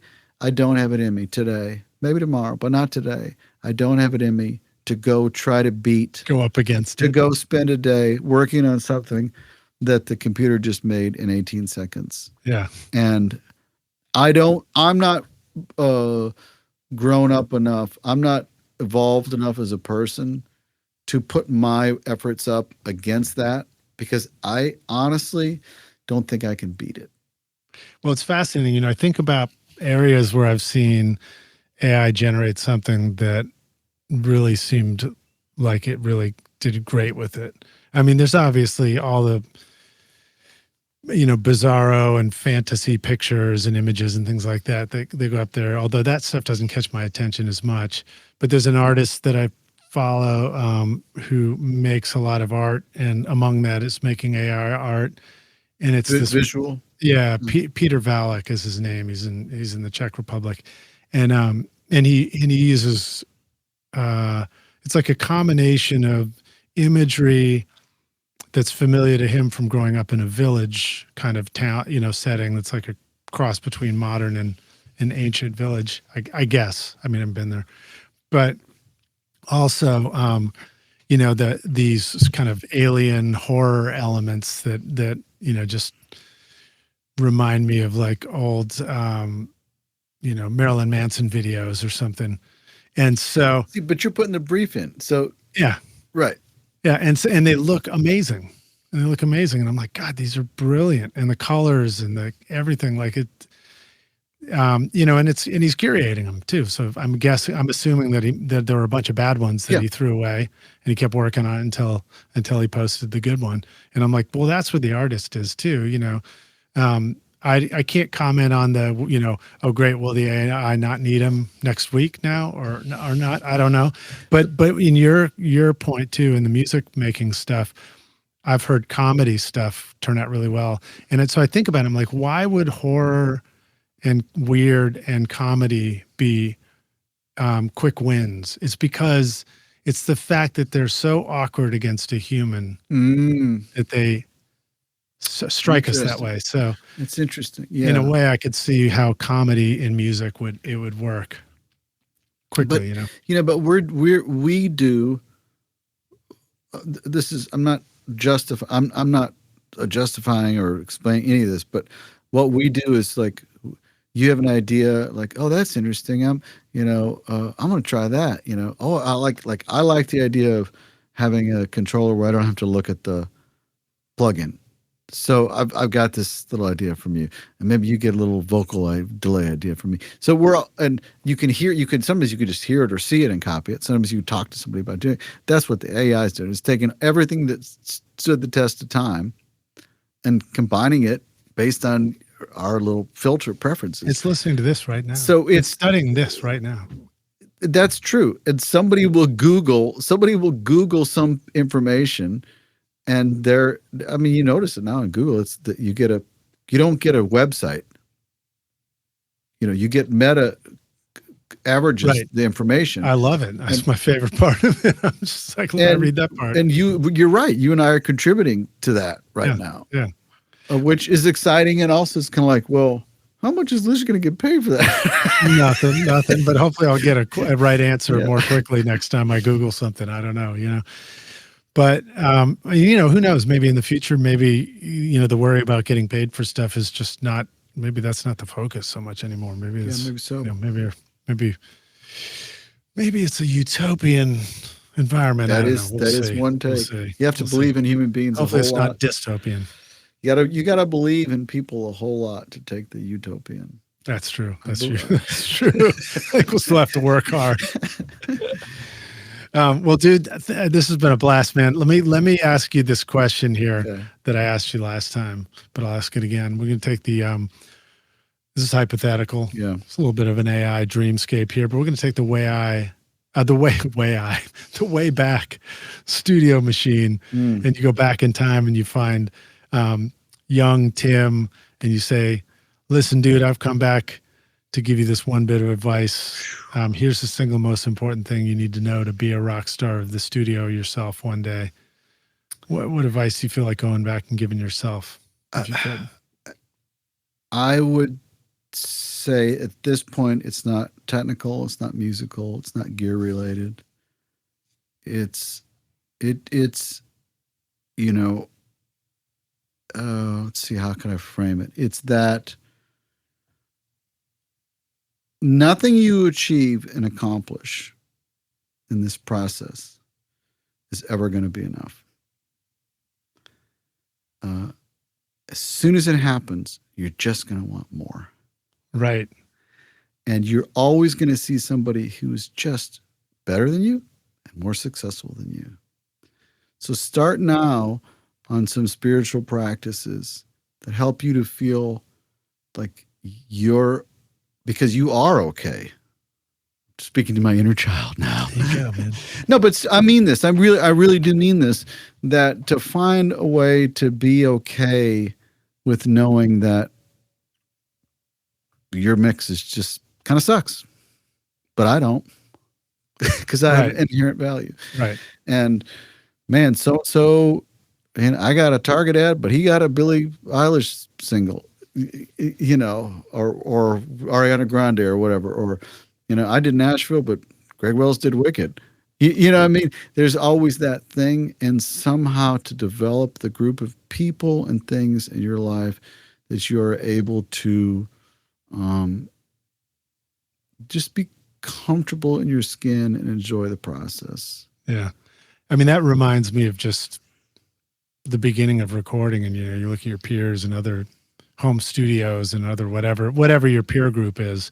You're like, oh man, they got that record, and I didn't get this one, or I went to go do this record, and then they got that record. Now they're doing record 2. I know, and I think there's a thing about being honest about why you do stuff. Like, I can look at people who've made decisions that I could have also made that would have made me richer. Mm-hmm. Like, I can tell you things that would make me richer, but then I go, this also kind of not been my biggest goal. Right. and if somebody's goal is to be rich as possible, it doesn't make them a bad person. It just means they're a different goal than me. Yeah. So I really want to have fun. I have so much fun doing it. So I want to do things that I enjoy with people I enjoy being with. And so if those are two things that I said are important to me, well, the bad news is, or the good news is, you're not going to be as rich as some other guy who's only making decisions based on money or critical or commercial success. Yeah. So, and then if you go, I just want to have hits, that's okay. It doesn't make you bad or shallow. But then don't be surprised if you go, man, I just want to do something that I like. I'm so tired of making. Right. So it's important if you say, why are you making music in your studio at home, Rockstar? And say, it's because it's fun. Well, then you've accomplished your goal. Yeah. You are literally a success because you achieved your goal, which is having fun and doing self-expression.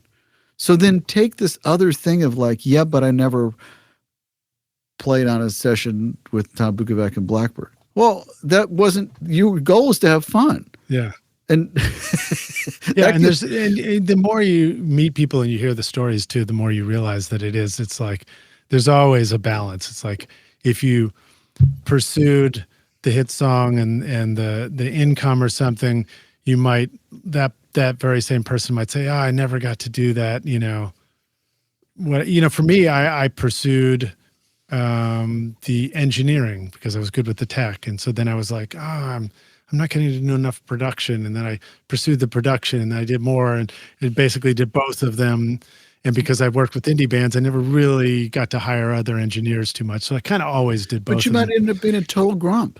Well, but then I never really, I let go of I want to write songs and have a band and play on stages. And so, there's always that balance. Or if you play in the band and, somebody's like, I never really got to get into the studio. I never learned the studio side of it. I've always been playing or whatever.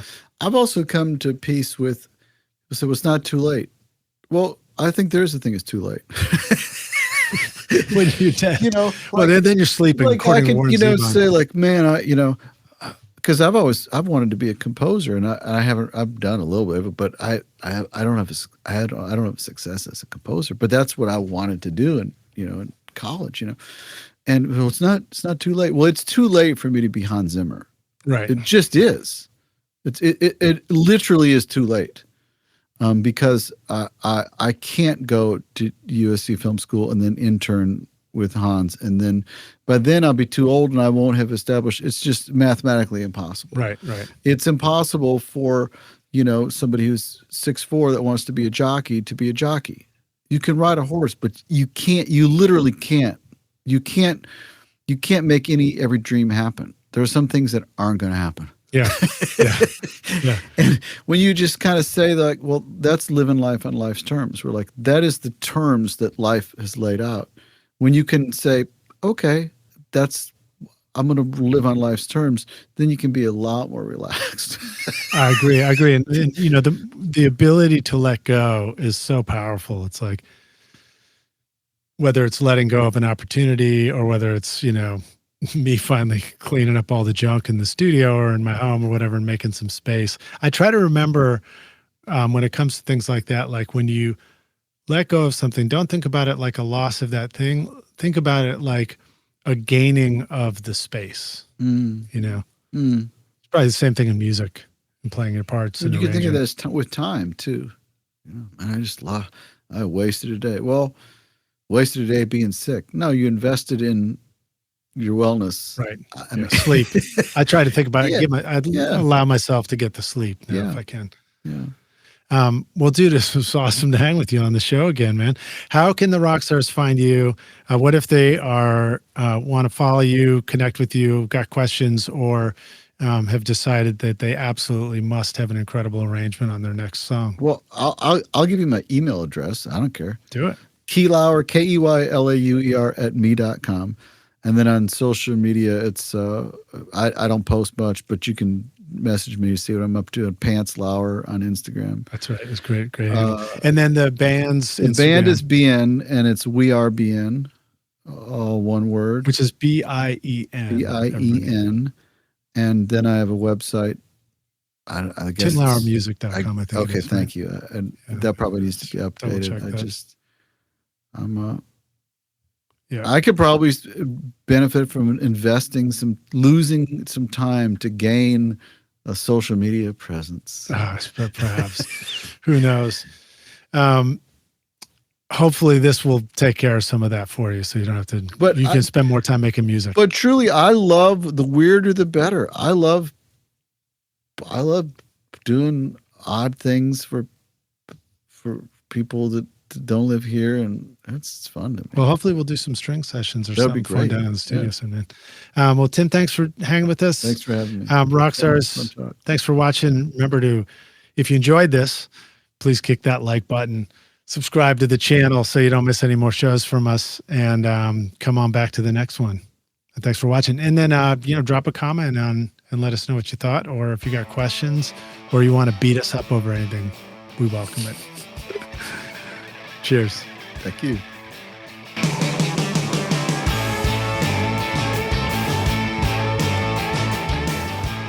Thanks so much for listening to Recording Studio Rockstars. If you enjoyed the show and want to help make it better, then please share this episode with your friends on social media and leave a rating and review on iTunes to help the podcast reach more rock stars like yourself. You can click directly over to iTunes or go to rsrockstars.com/review for an easy explanation. And remember to hit the subscribe button to keep up with weekly episodes. And if you're ready to make your best record ever now, then head over to Recording Studio Rockstars Academy, where you can start with my free course at mixmasterbundle.com. Thanks so much for listening, and thanks for being a rock star. I'm Lid Shaw, and this is Recording Studio Rockstars. Now, go make great music.